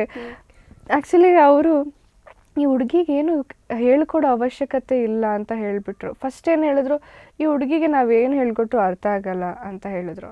ನಮ್ಮಮ್ಮ ಮತ್ತು ನಮ್ಮದು ಒಬ್ಬರು ರೈಟರ್ ನನ್ನ ಜೊತೆ ಇರ್ತಿದ್ರು ಎವ್ರಿ ಟೈಮ್ ಆ್ಯಕ್ಟಿಂಗ್ ಕ್ಲಾಸ್ ಅಂತ ಬಂದಾಗ. ಅವ್ರೇನು ಅಂದ್ಕೊಂಡ್ಬಿಟ್ರು ಅಂದರೆ ಇವಳಿಗೇನು ಕಲಿಯೋದಕ್ಕಾಗಲ್ಲ, ಕಲಿಸೋದಕ್ಕಾಗಲ್ಲ ಅಂತ. ಅವ್ರು ಆ್ಯಕ್ಚುಲಿ ಹೇಳಿದ್ದು, ಈ ಹುಡುಗಿಗೆ ನಾವು ಕಲಿಸೋದಲ್ಲ, ಅವಳೇ ಕಲ್ತ್ಕೊಳ್ತಾಳೆ, ನಾವು ಕಲಿಸೋದ್ರಿಂದ ಅವಳಿಗೆ ಅದು ಡ್ರಮ್ಯಾಟಿಕ್ ಆಗ್ಬೋದು, ಬಟ್ ನ್ಯಾಚುರಲ್ಲಾಗೇ ಬರುತ್ತೆ, ಅವಳಿಗೆ ಟೈಮ್ ಕೊಡಿ ಅಂತ ಹೇಳಿದ್ರು. ನನಗೆ ಅಯ್ಯೋ ಇವ್ರು ನೋಡಿದ್ರೆ ಈ ಥರ ಹೇಳಿದ್ರು, ಇನ್ನು 1 ವಾರ ಇದೆ ಶೂಟಿಂಗಿಗೆ, ಏನು ರೆಡಿ ಆಗಲಿ ಅಂತ ನನಗೆ ಫುಲ್ ಟೆನ್ಷನ್. ಬಟ್ ಅವ್ರು ಇಷ್ಟೇ ಹೇಳಿಬಿಟ್ಟು 2 ದಿನ ಅಷ್ಟೇ ಮ್ಯಾಕ್ಸಿಮಮ್ ಇದ್ದಿದ್ದು, ಆಮೇಲೆ ಕಳಿಸ್ಬಿಟ್ರು. ನನಗೆ ಇವರು ಆಫೀಸಿಗೆ ಕರೆದುಬಿಟ್ಟು ಒಂದೊಂದು ಸಿನಿಮಾ ಹಾಕ್ಕೊಡೋದು. ಅದನ್ನು ನನಗೆ ಹೇಗೆ ಅಂದರೆ, ನನಗೆ ಆಗ್ತಾಯಿಲ್ಲ ಅಂದ್ರೂ ಕುತ್ಕೊಂಡು ನೋಡಬೇಕು, ಆ ಥರ ಒಂದು ನನಗೆ ತುಂಬ ಚಾಲೆಂಜಿಂಗ್ ಇತ್ತು ರೆಡಿ ಆಗೋದು. ಆ್ಯಂಡ್ ನಾನು ಯಾವತ್ತೂ ಕಾರ್ ಓಡಿಸ್ತವಳೆ ಅಲ್ಲ, ಸೊ ಅದಕ್ಕೆ ಸಹ ಕ್ಲಾಸಿಗೆ ಹಾಕಿದ್ರು. ಅಲ್ಲೂ ನನಗೇನೂ ಅರ್ಥ ಆಗಿಲ್ಲ. ನನಗೇನು ಅಂದರೆ, ನನ್ನದೊಂದು ಪ್ರಾಬ್ಲಮ್ ಏನಂದ್ರೆ, ಒಂದು ನಾನಾಗಿ ನಾನೇ ಕಲಿಬೇಕು, ನನಗೆ ಯಾರೂ ಕಲಿಸ್ಕೊಟ್ಟು ಬರಲ್ಲ, ನಾನೇ ಕಲಿಬೇಕು. ಇದು ಟ್ರೈ ಮಾಡಿದೆ, ನನಗೆ ಫುಲ್ ಟೆನ್ಷನ್ ಆಗಿಬಿಡ್ತು. ಅಂದರೆ ಎಲ್ಲ ಒಂದೇ ಸಲ ಪ್ರೆಷರ್ ಬೀಳುವಾಗ ಐ ವಾಸ್ ಲೈಕ್, ಅಯ್ಯೋ ಏನು ಮಾಡಲಿ, ನಾನು ಏನೂ ಮಾಡೋಕ್ಕಾಗ್ತಿಲ್ಲ ಅಂತ. ಬಟ್ ಆ್ಯಕ್ಟಿಂಗ್ ಅಂತ ಏನು ಕಲ್ತಿರ್ಲಿಲ್ಲ. ಶುರು ಆಯಿತು, ಒಬ್ಬೊಬ್ಬರನ್ನೇ ನಾನು ಪ್ರತಿಯೊಂದು ನಂದಾದ ತಕ್ಷಣ ಹೋಗಿ ಬೇರೆಯವ್ರದ್ದು ಆ್ಯಕ್ಟಿಂಗ್ ನೋಡ್ಕೊಂಡು ಕೂತ್ಕೊಳ್ತಾ ಇರ್ತೀವಿ, ಇವ್ರು ಹೇಗೆ ಮಾಡ್ತಾರೆ, ಹೇಗೆ ಎಕ್ಸ್ಪ್ರೆಷನ್ ಕೊಡ್ತಾರೆ ಅಂತ. ಹಾಗೆ ನನಗೆ ತುಂಬ ಕಲಿಯೋದು ಎಲ್ಲರಿಂದನೂ ಇತ್ತು. ನೋಡಿದ್ರೆ ಭಾವನಾ ಅಮ್ಮ ನಮ್ಮ ಅಮ್ಮನ ಕ್ಯಾರೆಕ್ಟರ್ ಮಾಡ್ತಾಯಿದ್ರು, ಸೆಕೆಂಡ್ ಮದರ್ ಆಗಿ ಸಿರಿ ಮೇಡಮ್ ಮಾಡ್ತಾಯಿದ್ರು, ಅಪ್ಪ ಗುರುದತ್, ಆಮೇಲೆ ಇಲ್ಲಿ ಮಾವ ಆಗಿ ಶಂಕರ್ ಸರ್ ಮಾಡ್ತಿದ್ರು, ಅತ್ತೆ ಅಂಜಲಿ, ಎಲ್ಲರೂ ದೊಡ್ಡ ದೊಡ್ಡ ಆರ್ಟಿಸ್ಟ್. ಸೊ ನನಗೆ ಗಾಬರಿ ಆಗಿಬಿಡ್ತಿತ್ತು, ಅಂದರೆ ಸ್ಕ್ರೀನ್ ಮುಂದೆ ಅವ್ರ ಪಕ್ಕ ಕೂತ್ಕೊಂಡು ಆ್ಯಕ್ಟ್ ಮಾಡೋವಾಗ. ಅದು ನನಗೆ ಭಾವನಾ ಅಮ್ಮ ಗುರು ಸರ್ ಅಂದರೆ ಅಂತೂ ಇನ್ನೂ, ಅಂದರೆ ಅವ್ರ ಜೊತೆ ನಾನು ತುಂಬ ಕ್ಲೋಸ್ ಆಗಿ ಆ್ಯಕ್ಟ್ ಮಾಡಬೇಕಿತ್ತು. ಅಂದರೆ ಅಮ್ಮ ಅಂದರೆ ತುಂಬ ಇಷ್ಟ ಇವಳಿಗೆ, ಅವ್ರಿಗೂ ನಾನಂದರೆ ತುಂಬ ಇಷ್ಟ ಅಂತ. ಬಟ್ ತುಂಬ ಭಯ ಆಗೋದು ಅವ್ರ ಜೊತೆ ಆ್ಯಕ್ಟ್ ಮಾಡುವಾಗ. ಲೈಕ್ ಅವ್ರ ಲೆವೆಲ್ಗೆಲ್ಲ ನಾವು ರೀಚೇ ಆಗ್ತಾ ಇರಲಿಲ್ಲ. But I use to try. ಅವ್ರುಗಳು ತುಂಬ ಸಪೋರ್ಟ್ ಮಾಡಿದ್ದಾರೆ, ಪರವಾಗಿಲ್ಲ, ನೀನು ಇನ್ನೂ ಚಿಕ್ಕವಳು, ಇನ್ನೂ ಕಲಿಯೋದಿದೆ, ತುಂಬ ಚೆನ್ನಾಗಿ ಮಾಡ್ತಿದ್ಯಾ, ಮಾಡು ಅಂತ ತುಂಬ ಸಪೋರ್ಟ್ ಮಾಡ್ತಾಯಿದ್ರು. ಗುರು ಸರ್ನು ನಾನು ಈ ಥರ ಅವ್ರು ಇವಾಗಲೂ ಹೇಳ್ತಾರೆ, ನನ್ನ ವಿಲನ್ ಅಂತ ಹೇಳಿಬಿಟ್ಟಿದ್ಲಮ್ಮ ಇವಳು ಅಂತ. ನಮ್ಮ ಅಮ್ಮ ಏನಾದರೂ ಮೀಟ್ ಮಾಡೋಕ್ಕೆ ಹೋದರೆ ನನಗೆ ಅವರು ಆ್ಯಕ್ಚುಲಿ ನನ್ನ ತಂದೆ ಥರ ಅನ್ನಿಸ್ತಾರೆ. ಅಂದರೆ ಪ್ರತಿ ಸಲ ಹೇಳ್ತಾರೆ ಈ ಥರ, ನಂದು ಅವ್ರದ್ದು ಸೀನ್ ಇದ್ದಾಗ ಹೇಳ್ತಾ ಇರ್ತಾರೆ, ತಂದೆ ಮಗಳು ಒಂದು ಆ್ಯಕ್ಟ್ ಅಂತ ಬಂದಾಗ ಒಂದು ನಾವೇ ಹತ್ತು ಬಿಡ್ತೀವಿ, ಅಷ್ಟು ಚೆನ್ನಾಗಿ ಮಾಡ್ತೀರಾ ಅಂತ. ನನಗೆ ಆ್ಯಕ್ಚುಲಿ ನನ್ನ ತಂದೆ ಪ್ರೀತಿ ಇಲ್ಲಿ ಸಿಕ್ಕಿಲ್ಲ, ಯಾಕಂದರೆ ನಮ್ಮ ಅಪ್ಪ ತುಂಬ ಸ್ಟ್ರಿಕ್ಟ್ ಮತ್ತು ಅವ್ರು ಆರ್ಮಿಲಿ ಇದ್ದಿದ್ದರಿಂದ ನಮ್ಗೆ ಆ ಬಾಂಡಿಂಗ್ ಸಿಕ್ಕಿಲ್ಲ. ಸೊ ನಾನೇನು ಮಾಡ್ತಿದ್ದೆ, ಪ್ರತಿಯೊಂದೂ ಇವಾಗ ನನಗೆ ಆ ಫಾದರ್ಲಿ ಲವ್ ಎಲ್ಲಿ ಸಿಗುತ್ತೆ ಅಂತ ಹುಡುಕ್ತಾ ಇದ್ದೆ. ಆಗ ಅಲ್ಲಿ ನನಗೆ ಈ ತಂದೆ ಕ್ಯಾರೆಕ್ಟರ್ ನನಗೆ ತುಂಬ ಕನೆಕ್ಟ್ ಆಗಿಬಿಡ್ತು. ಅಂದರೆ ಗುರು ಪಪ್ಪ ಇವಾಗಲೂ ನಾನು ಹೋಗಿ ತಮಾಷೆ ಮಾಡ್ತಿದ್ದೆ, ಹೋದ ತಕ್ಷಣ ತಪ್ಕೊಂಡು ಬಿಡ್ತೀನಿ. ಇವಳೇ ನನ್ನ ನಿಜವಾದ ಮಗಳು ಥರ ಆಡ್ತಾಳೆ ಇವಳು, ನನಗಿನ್ನೂ ಮದುವೆನೇ ಆಗಿಲ್ಲ ಅಂತ ತಮಾಷೆ ಮಾಡ್ತಾರೆ. ಬಟ್ ನನಗೆ ಅವ್ರ ಜೊತೆ ತುಂಬ ಕನೆಕ್ಷನ್ ಇದೆ. ಅಂದರೆ ಅವರು ಪ್ರತಿ ಸಲ ನನಗೂ ಅವ್ರಿಗೂ ಶೂಟಿಂಗ್ ಒಟ್ಟಿಗೆ ಇದೆ ಅಂದಾಗ ನನಗೂ ಅವ್ರ ಜೊತೆನೇ ಊಟ ತರಿಸ್ತಾರೆ, ಒಟ್ಟಿಗೆ ಕೂತ್ಕೊಂಡು ಊಟ ಮಾಡ್ತೀವಿ, ಮಾತಾಡ್ತೀವಿ, ತಮಾಷೆ ಮಾಡ್ಕೊಳ್ತೀವಿ. ಆ್ಯಂಡ್ ಆ್ಯಕ್ಟ್ ಮಾಡೋಗಿ ಇಬ್ಬರು ಕಾಲು ಎಳ್ಕೊಳ್ತೀವಿ. ನಾನು ಆ ಒಂದು ಏನು ಹೇಳೋದು, ಆ ಭಯ ಅನ್ನೋ ಝೋನಿಂದ ಹೊರಗೆ ಬಂದುಬಿಟ್ಟಿದ್ದೀನಿ. ಇಬ್ಬರೂ ಕಾಲು ಎಳ್ಕೊಳ್ತಾ ಇರ್ತೀವಿ ಆ್ಯಕ್ಟಿಂಗ್ ಮಾಡುವಾಗ. ಅವ್ರು ನನಗೆ ತಮಾಷೆ ಮಾಡ್ತಾರೆ, ನಾನು ಅವ್ರಿಗೆ ತಮಾಷೆ ಮಾಡ್ತೀನಿ. ಅವ್ರೇನಾದ್ರು ಒಂಟೆಗೆ ಎಕ್ಸ್ಟ್ರಾ ತೊಗೊಂಡೆ ನಾನು ನಗಾಡೋಕೆ ಶುರು ಮಾಡಿಬಿಡ್ತೀನಿ. ಅವರು ಇವಳು ಇಟ್ಕೊಂಡ್ಬಿಟ್ಲು ನನ್ನ, ಆಯಿತು ಬಿಡು, ನಿನ್ನ ಥರ ನಟಿ ಅಲ್ಲ ನಾನು, ನನಗೆ ನಿನ್ನ ಥರ ನ್ಯಾಚುರಲ್ಲಾಗೆಲ್ಲ ಬರಲ್ಲ, ಆ ಥರ ಎಲ್ಲ ತಮಾಷೆ ಮಾಡ್ತಾ ಇರ್ತಾರೆ. We enjoy every moment. ಅಂದರೆ ಇವಾಗ ಆ ಥರ ಒಂದು ಸೀನ್ ಇದ್ದಾಗ ಆ್ಯಕ್ಚುಲಿ ಅವ್ರ ಕಣ್ಣಲ್ಲೂ ನೀರು ಬರುತ್ತೆ, ನನ್ನ ಕಣ್ಣಲ್ಲೂ ನೀರು ಬರುತ್ತೆ. ಸೊ ಆ ಒಂದು ಅಪ್ಪನ ಪ್ರೀತಿ ನಾನು ಆ್ಯಕ್ಚುಲಿ ಆನ್ ಸ್ಕ್ರೀನ್ ಹುಡ್ಕೊಂಡೆ. ಮತ್ತು ಅಮ್ಮ ಅಂತ ಬಂದಾಗ ಅಪ್ಪ ಇವಾಗ ಝಾನ್ಸಿ ಅಂತ ಅವ್ರು ಮಾಡ್ತಾ ಇದ್ದಾರೆ, ಅವ್ರಿಗೂ ನನಗೂ ನೆಕ್ಸ್ಟ್ ಲೆವೆಲ್ ಕನೆಕ್ಷನ್. ಅವ್ರು ಇವಾಗಲೂ ನಾನು ಹೋದ ತಕ್ಷಣ ನನ್ನ ಬೇಬಿ ಬಂದಿದ್ದಾಳ ಅಂತ ಬರ್ತಾರೆ. ಅಂದರೆ ಅಷ್ಟು ಸ್ವೀಟ್. ಅವ್ರು ವಿಲನ್ ಆಗಿ ತೋರಿಸಿರ್ಬೋದು, ಬಟ್ ಇನ್ ರಿಯಲ್ ಅವ್ರು ತುಂಬ ಸಾಫ್ಟ್ ಪರ್ಸನ್. ಸೊ ನನಗೆ ಸಿಕ್ಕಿರೋರು ಎಲ್ಲರೂ ಒಂಥರ ತುಂಬ ಪ್ರೀತಿಯಿಂದ ಮಾತಾಡೋರು. ಅಂಜಲಿ ಅಮ್ಮ ಅಂತೂ ಹೇಳೋದೇ ಬೇಡ ಅವರು, ಯಾಕಂದರೆ ಅವರು ನನ್ನ ಅತ್ತೆ ಪಾತ್ರ, ಬಟ್ ನನಗೆ ಅವರು ಮೋದನ ಮದರ್. ಅಂದರೆ ನಮ್ಮ ಸೆಟ್ಟಲ್ಲಿ ಒಟ್ಟಿಗೆ ನಾವು ಬೇರೆ ಸೆಟ್ಟಿಗೆ ನಾವು ಆ್ಯಕ್ಚುಲಿ ಹೋಲಿಸ್ಕೊಂಡ್ರೆ ನಮ್ಮ ಸೆಟ್ ನಾವು ತುಂಬ ಖುಷಿಯಿಂದ ಎಂಜಾಯ್ ಮಾಡ್ಕೊಂಡಿರ್ತೀವಿ. ಯಾಕಂದರೆ ಪ್ರತಿಯೊಬ್ಬರೂ ನಮಗೆ ಸೆಪ್ರೇಟ್ ರೂಮ್ ಅಂತ ಇಲ್ಲ, ನಾವೆಲ್ಲ ಲೇಡೀಸ್ ಒಂದು ರೂಮಲ್ಲಿ ಇರ್ತೀವಿ, ಎಲ್ಲ ಜೆಂಟ್ಸ್ ಒಂದು ರೂಮಲ್ಲಿ ಇರ್ತಾರೆ. ಸೊ ನಮ್ಮ ಬಾಂಡಿಂಗ್ ಹೇಗಿದೆ ಅಂದರೆ ಒಟ್ಟಿಗೆ ಊಟ ಮಾಡ್ತೀವಿ, ಏನಾದರೂ ತಂದರೆ ಅದನ್ನು ಶೇರ್ ಮಾಡ್ಕೊಂಡು ತಿಂತೀವಿ. ಆ್ಯಂಡ್ ಮಧ್ಯಾಹ್ನ ಊಟಕ್ಕೆ ಸಹ ಒಬ್ಬರು ಬಂದಿಲ್ಲ ಅಂದರೆ ವೆಯ್ಟ್ ಮಾಡ್ತೀವಿ, ಒಟ್ಟಿಗೆ ಕೂತ್ಕೊಂಡು ಊಟ ಮಾಡ್ತೀವಿ. ಸೊ ನಮ್ಮ ಸೆಟ್ಟಲ್ಲಿ ಒಂದು ಬಾಂಡಿಂಗ್ ಈಗ 3.5 ವರ್ಷ ಆಲ್ಮೋಸ್ಟ್ ಹತ್ರ 4 years ಆಗ್ತಾ ಬಂತು. ಬಟ್ ಆ ಬಾಂಡಿಂಗ್ ಫಸ್ಟ್ ಡೇ ಹೇಗಿತ್ತು ಇವಾಗಲೂ ಹಾಗೇ ಇದೆ. ಸೊ ರಾಮಾಚಾರಿ ಸೆಟ್ ಅನ್ನೋದಕ್ಕಿಂತ ಅದೊಂದು ನಂದು ಇನ್ನೊಂದು ಫ್ಯಾಮಿಲಿ ಅಂತ ಹೇಳ್ಬೋದು. ಇವಾಗ ಮನೆಗೆ ಬಂದರೆ ನಾನು ಒಂದೊಂದ್ಸಲಿ ಮನೆಗೆ ಬಂದರೆ ನನಗೆ ಅಯ್ಯೋ ಶೂಟಿಂಗ್ ಇಲ್ವಲ್ಲ, ನಾಳೆ ರಜೆ ಅಲ್ವಾ ಅಂತ ಇರುತ್ತೆ. ಬಟ್ ಶೂಟಿಂಗಲ್ಲಿ ಹೋದಾಗ ಎಲ್ಲ ಮರೆತು ಐ ಜಸ್ಟ್ ಎಂಜಾಯ್. ನಾನು ಎಲ್ಲರ ಹತ್ರನೂ ಮಾತಾಡ್ತೀನಿ.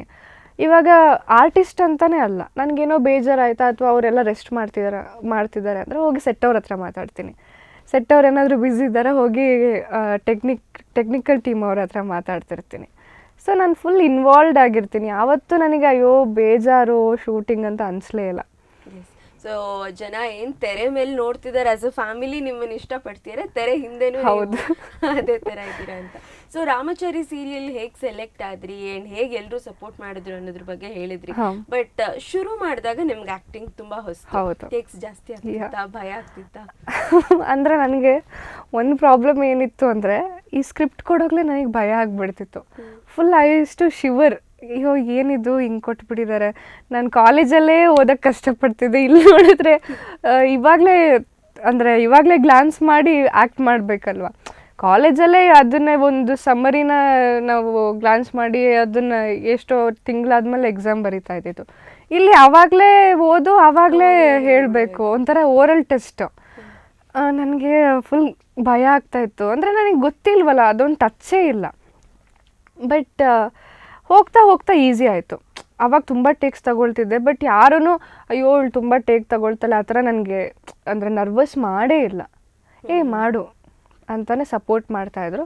ಆ್ಯಂಡ್ ಡೈರೆಕ್ಟರ್ಸ್ ಕೂಡ ಒಂದು 2-3 ಸಲ ನಾಯಿಗೆ ಬೈದಿದ್ದಾರೆ. ಬಟ್ ಆ ಥರ ಬೈದಿರೋದಕ್ಕೆ ನಾನು ಈ ಲೆವೆಲಿಗೆ ಬಂದಿರೋದು ಅನಿಸುತ್ತೆ. ಅವ್ರು ಇವಾಗ ಹೇಳ್ತಾರೆ ಅವಾಗ ನಿನಗೆ ತುಂಬ ಬೈದ್ಬಿಟ್ಟಿದೆ ಅಂತ. ಇವಾಗ ಅಣ್ಣ ಬಿಡಿ ಅಣ್ಣ, ನೀವು ಬೈದಿರೋದಕ್ಕೆ ನಾನು ಇಲ್ಲಿರೋದು ಅಂತ ಹೇಳ್ತಾ ಇರ್ತೀನಿ. ಆಮೇಲೆ ನಂದೊಂದು ಸ್ವಭಾವ ಏನು ಅಂದರೆ, ಯಾರೆಲ್ಲ ಗಂಡಸರು ಅಥವಾ ಯಾರೆಲ್ಲ ಜೆಂಟ್ಸ್ ಟೆಕ್ನಿಕಲ್ ಟೀಮ್ ಇದ್ದಾರೋ ಎಲ್ಲರೂ ಅಣ್ಣ ಅಂತ ಕರೆದು ಬಿಡ್ತಿದ್ದೆ. ಅವಾಗೆಲ್ಲ ಅಯ್ಯೋ ಇವಮ್ಮ ಬಂದರೆ ಎಲ್ಲರೂ ಅಣ್ಣ ಅಂತ ಕರೆದು ಬಿಡ್ತಾಳೆ, ಇರಿಟೇಷನ್ ಆಗುತ್ತೆ ಅಂತ. ಸೊ ಅದೆಲ್ಲ ಒಂಥರ ಮಜಾ ಮಾಡ್ತಿದ್ದೆ. ನನಗೆ ಗೊತ್ತಾಗ್ತಿರ್ಲಿಲ್ಲ ಸರ್ ಅದು ಇದು ಅಂತ ಕರೆಯೋದಕ್ಕೆ. ಒಂದು 2-3 ದಿನ ಕರಿತಿದ್ದೆ, ಆಮೇಲೆ ಸರಿಂದ ಅಣ್ಣ ಆಗಿಬಿಡ್ತಿತ್ತು ಅದು. ಸೊ ಇವಾಗ್ಲೂ ಆ ಡೈರೆಕ್ಟರ್ಸ್ ಅಂತ ಬಂದರೆ ಇವಾಗ ಅವರೆಲ್ಲ ಅಷ್ಟು ಕ್ಲೋಸ್ ಇಲ್ಲ, ಬಟ್ ಫಸ್ಟ್ ಅವರೆಲ್ಲರೂ ಇವಾಗ್ಲೂ ಹೋಗಿ ತಪ್ಕೊಂಡ್ಬಿಡ್ತೀನಿ ಅಣ್ಣ ಅಂತ, ಅಷ್ಟು ಒಂದು ಪ್ರೀತಿ ಇದೆ. ಈವನ್ ಕ್ಯಾಮ್ರಾಮನ್ಸ್ ಮುಂಚೆ ವರ್ಕ್ ಮಾಡಿದವರೆಲ್ಲ ತುಂಬ ಸಪೋರ್ಟಿವ್ ಇದ್ರು. ಅಂದರೆ ಆ್ಯಕ್ಚುಲಿ ಹಾಗೆ ನೋಡೋದಾದರೆ ಡೈರೆಕ್ಟರ್ಸ್ಗಿಂತ ಕ್ಯಾಮ್ರಾಮನ್ಸ್ ತುಂಬ ಸ್ಟ್ರಿಕ್ಟ್ ಇರ್ತಾರೆ, ಬಟ್ ಅವರೆಲ್ಲ ನಂಗೆ ತುಂಬ ಸಪೋರ್ಟಿವ್ ಸಿಕ್ಕಿದ್ರು. ಆ ಸಪೋರ್ಟಿಂದನೇ ನಾನು ಇವಾಗ ಏನೇ ಆಗಿದ್ರು ಅವ್ರುಗಳು ನನಗೊಂದು ಪಿಲ್ಲರ್ಸ್ ಅಂತ ಹೇಳ್ಬೋದು. ಸೊ ಚಾರು ಪಾತ್ರ ಒಂದು ಡ್ರಾಸ್ಟಿಕ್ ಚೇಂಜ್ ಅಂತಲೇ ಹೇಳ್ಬೋದು ಧಾರಾವಾಹಿ ಶುರುವಾದಾಗಿಂದ ನೋಡ್ಕೊಂಡು ಬಂದರೆ. So audience point of view ಅಲ್ಲಿ ನಿಮ್ಮ ಪಾತ್ರ ನೋಡೋದಾದರೆ ಹೇಗನ್ಸುತ್ತೆ? ಆ್ಯಕ್ಚುಲಿ ನಾನು ಒಂದೊಂದ್ಸಲಿ ನಾನು ತುಂಬ ರೇರ್ ಆಯಿತಾ ನನ್ನ ಸೀರಿಯಲ್ ನೋಡೋದು. ಮುಂಚೆ ಎಲ್ಲ ನೋಡ್ತಾ ಇದ್ದೆ, ಯಾಕಂದರೆ ಮುಂಚೆ ನನಗೆ ಕಲಿಯೋದು ತುಂಬ ಇರ್ತಾಯಿತ್ತು. ಸೊ ಅವಾಗ ನಾನು ಪ್ರತಿ ಟೈಮ್ ಯಾವಾಗೆಲ್ಲ ಸಿಗುತ್ತೆ, ಯಾಕಂದರೆ ನಾನು ಪಿ ಜಿಲಿ ಇರ್ತಾ ಇದ್ದಾಗ ದಟ್ ವಾಸ್ ನಾಟ್ ಪಾಸಿಬಲ್. ಫೋನಲ್ಲೂ ನೋಡೋಕ್ಕೆಲ್ಲ ನನಗೆ ಅಷ್ಟು ಗೊತ್ತಾಗ್ತಿರ್ಲಿಲ್ಲ, ಬಟ್ ಟೈಮ್ ಸಿಕ್ಕಿದಾಗೆಲ್ಲ ನೋಡ್ತಾ ಇದ್ದೆ. ನಾನು ನೋಡ್ತಿದ್ದೆ, ನನ್ನ ಫ್ರೆಂಡ್ಸ್ ಹತ್ರನೂ ಕೇಳ್ತಿದ್ದೆ, ಆ್ಯಂಡ್ ನನ್ನ ತಾಯಿ ಹತ್ರನೂ ಕೇಳ್ತಾ ಇದ್ದೆ ನಾನು ಹೇಗೆ ಮಾಡ್ತಾಯಿದ್ದೀನಿ ಅಂತ. ಆ್ಯಂಡ್ ನಾನು ಬಂದಾಗ ಸಹ ಯಾರಿಗೂ ಗೊತ್ತಿರಲಿಲ್ಲ ನಾನು ಇಂಡಸ್ಟ್ರಿಗೆ ಬಂದಿದ್ದೀನಿ ಅಂತ, ನಾನು ಯಾರಿಗೂ ಹೇಳೂ ಇರಲಿಲ್ಲ, ಅದೇ ನನ್ನ ಫ್ಯಾಮಿಲಿ ಅವರಿಗೆ. ಸೊ ಅವರಿಗೆ ನೋಡಿದಾಗ ನೀನಾ ಅಲ್ಲ ಇಷ್ಟೊಂದು ಚೇಂಜ್, ಯಾಕಂದರೆ ಫುಲ್ ಹೇರ್ ಕಲರ್ ಚೇಂಜ್ ಮಾಡಿದ್ದೆ, ಲುಕ್ ಚೇಂಜ್. ನಾನು ಇಲ್ಲಿ ನಾರ್ಮಲ್ ಹುಡುಗಿ ಥರ ಇದ್ದವಳು ಸಡನ್ನಾಗಿ ಒಂದು ಈ ಥರ ಇದ್ದಾಗ ಬಾಂಬೆ ಹುಡುಗಿ ಥರ ಕಾಣ್ತೀಯ. ನನಗೆ ಎಷ್ಟೋ ಜನ ಕೇಳಿದರು, ನೀವು ನಾರ್ತಿನಾ ಅಂತ. ಇಲ್ಲಪ್ಪ ನಾನು ಪಕ್ಕ ಕನ್ನಡದವಳು, ಕೊಡಗಿನ ಹುಡುಗಿ ನಾನು ಆ್ಯಕ್ಚುಲಿ ಅಂತ. ಹೌದಾ, ನಿಮ್ಮನ್ನ ನೋಡಿದಾಗ ಆ ಥರ ಅನ್ನಿಸ್ತಾ ಇರಲಿಲ್ಲ. ನಾನು ಆ್ಯಕ್ಚುಲಿ ನಾವು ಬಾಂಬೆಯಿಂದ ಏನಾದರೂ ಕರ್ಕೊಂಡು ಬಂದಿದ್ದಾರೆ ಅನಿಸುತ್ತೆ ಅಂತ. ಯಾಕಂದರೆ ಆವಾಗ ಜಾಸ್ತಿ ಇಂಗ್ಲೀಷ್ ಬಳಕೆ ತುಂಬ ಇರ್ತಾಯಿತ್ತು, ಅಂದರೆ ನನ್ನ ಪಾತ್ರಕ್ಕೆ. ಸೊ ಆವಾಗ ಏನು ಅಂದ್ಕೊಳ್ತಿದ್ರು, ಕನ್ನಡ ಮೋಸ್ಟ್ಲಿ ಇವಳನ್ನ ಡಬ್ ಮಾಡಿಸ್ತಾ ಇರ್ಬೋದು, ಇಲ್ಲ ಕನ್ನಡ ಸ್ವಲ್ಪ ಆಚೆ ಈಚೆ ಮಾಡಿ ಏನೋ ಮಾತಾಡಿಸ್ತಾ ಇದ್ದಾರೆ, ಆದರೆ ಇವಳು ಇಲ್ಲಿ ಅವಳಲ್ಲ ಅಂತ ತುಂಬ ಜನ ಕೇಳಿದರು. ನಮ್ಮಮ್ಮ ಎಲ್ಲರ ಹತ್ರ ಇಲ್ಲ ಅವಳು ನನ್ನ ಮಗಳೇ ಅನ್ನೋಕ್ಕೆ ಸುಮ್ಮನೆ ಇರಿ, ಮೌನ ಅಲ್ಲ ಅದು ಅಂತ. ಸೊ ಈ ಥರ ಇತ್ತು. ಆ್ಯಂಡ್ ನನಗೆ ಸಿಕ್ಕಿದಾಗ, ನನ್ನ ಟೈಮ್ ಸಿಕ್ಕಿದಾಗ ನಾನು ನೋಡ್ತಾ ಇದ್ದೆ.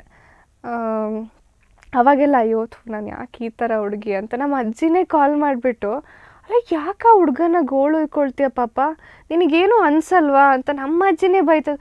ಅಯ್ಯೋ ಅಜ್ಜಿ ಆ ಥರ ಅಲ್ಲ, ಅದು ಅಪ್ಪಮ್ಮ ಅಂತ ಕರಿತೀನಿ ನಾನು, ಅಪ್ಪಮ್ಮ ಆ ಥರ ಅಲ್ಲ, ಅದು ಆ್ಯಕ್ಟಿಂಗ್ ಅಷ್ಟೇ.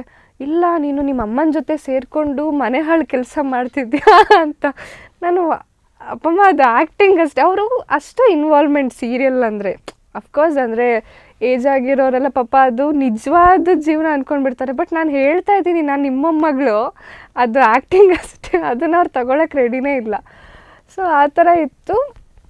ಆವಾಗ ನಾನು ಆ್ಯಕ್ಟಿಂಗ್ ಸ್ವಲ್ಪ ಇನ್ನೂ ಇಂಪ್ರೂವ್ ಆಗಬೇಕು ಅಂತ ಅಂದ್ಕೊಳ್ತಾ ಇದ್ದೆ. ಒಂದು ಪಾಯಿಂಟ್ ಸಿಕ್ತು, ಅದು ಯಾವಾಗ ಅಂತ ಹೇಳಿದ್ರೆ ಅಮ್ಮನ ವಿರುದ್ಧ ಗಂಡನಿಗೋಸ್ಕರ ಮಾತಾಡೋದು.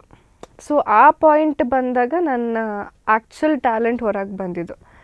ಆವಾಗ ತುಂಬ ಕಡೆಯಿಂದ ಎಪ್ರಿಸಿಯೇಷನ್ ಸಿಕ್ತು. ಆ್ಯಂಡ್ ಎಲ್ಲರೂ ತುಂಬ ಇಷ್ಟಪಟ್ಟು ಆ ಸೀನ್ನ ಅಂದರೆ ನೋಡಿದರು.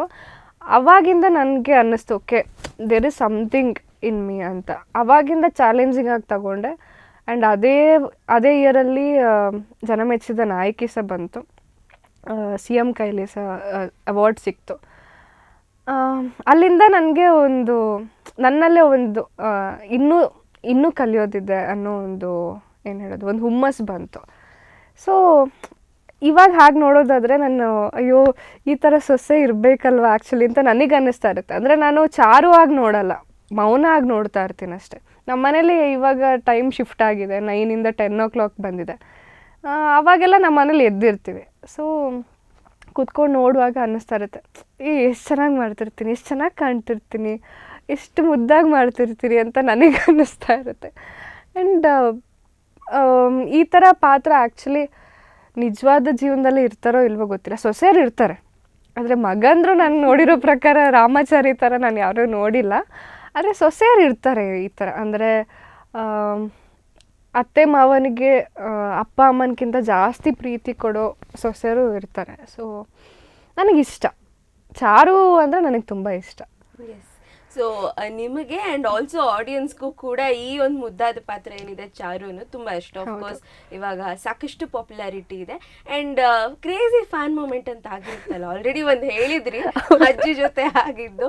ಸೊ ಕ್ರೇಜಿ ಆಗಿರುವಂಥ ಫ್ಯಾನ್ ಮೂಮೆಂಟ್ಸ್ನ ಶೇರ್. ನಾನು ಓದಲ್ಲೆಲ್ಲ ಆಗ್ತಾ ಇರುತ್ತೆ ಒಂದಲ್ಲ ಒಂದು. ನನಗೆ ಒಂದು ಎವ್ರಿ ಟೈಮ್ ಆಗೋ ಒಂದು ಎಕ್ಸೈಟ್ಮೆಂಟ್ ವಿಷಯ ಅಂದರೆ, ನಾನು ಎಲ್ಲೋ ದೇವಸ್ಥಾನ ಶೂಟಿಂಗ್ ಮಾಡ್ತಾ ಇರ್ತೀನೋ ಅಥವಾ ಎಲ್ಲೋ ಹೋಗ್ತಾ ಇರ್ತೀನಿ ಅಂದ್ಕೊಂಡ್ರೆ, ಈ ಗಂಡ ಹೆಂಡತಿ ಮಕ್ಕಳು ಎಲ್ಲ ಒಟ್ಟಿಗೆ ಬಂದಿರ್ತಾರಲ್ಲ, ಫಸ್ಟ್ ಅವ್ರ ವೈಫ್ ಬರ್ತಾರೆ.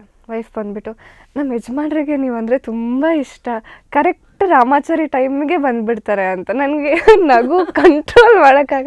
ಅಂದರೆ ಪಾಪ ಹೆಂಡತಿ ಒಂದೆಷ್ಟು ಮುಗ್ಧೆ ಇರ್ಬೋದು, ಬಂದುಬಿಟ್ಟು ಈ ಥರ ನನ್ನ ಗಂಡನಿಗೆ ಇಷ್ಟ ಅಂತ ಹೇಳ್ತಾರಲ್ಲ ಅಂತ. ಯಾಕಂದರೆ ನಾನು ಪ್ರತಿಯೊಂದು ಕಡೆ ಹೋದಾಗಲೂ ಇದನ್ನು ಫೇಸ್ ಮಾಡ್ತೀನಿ.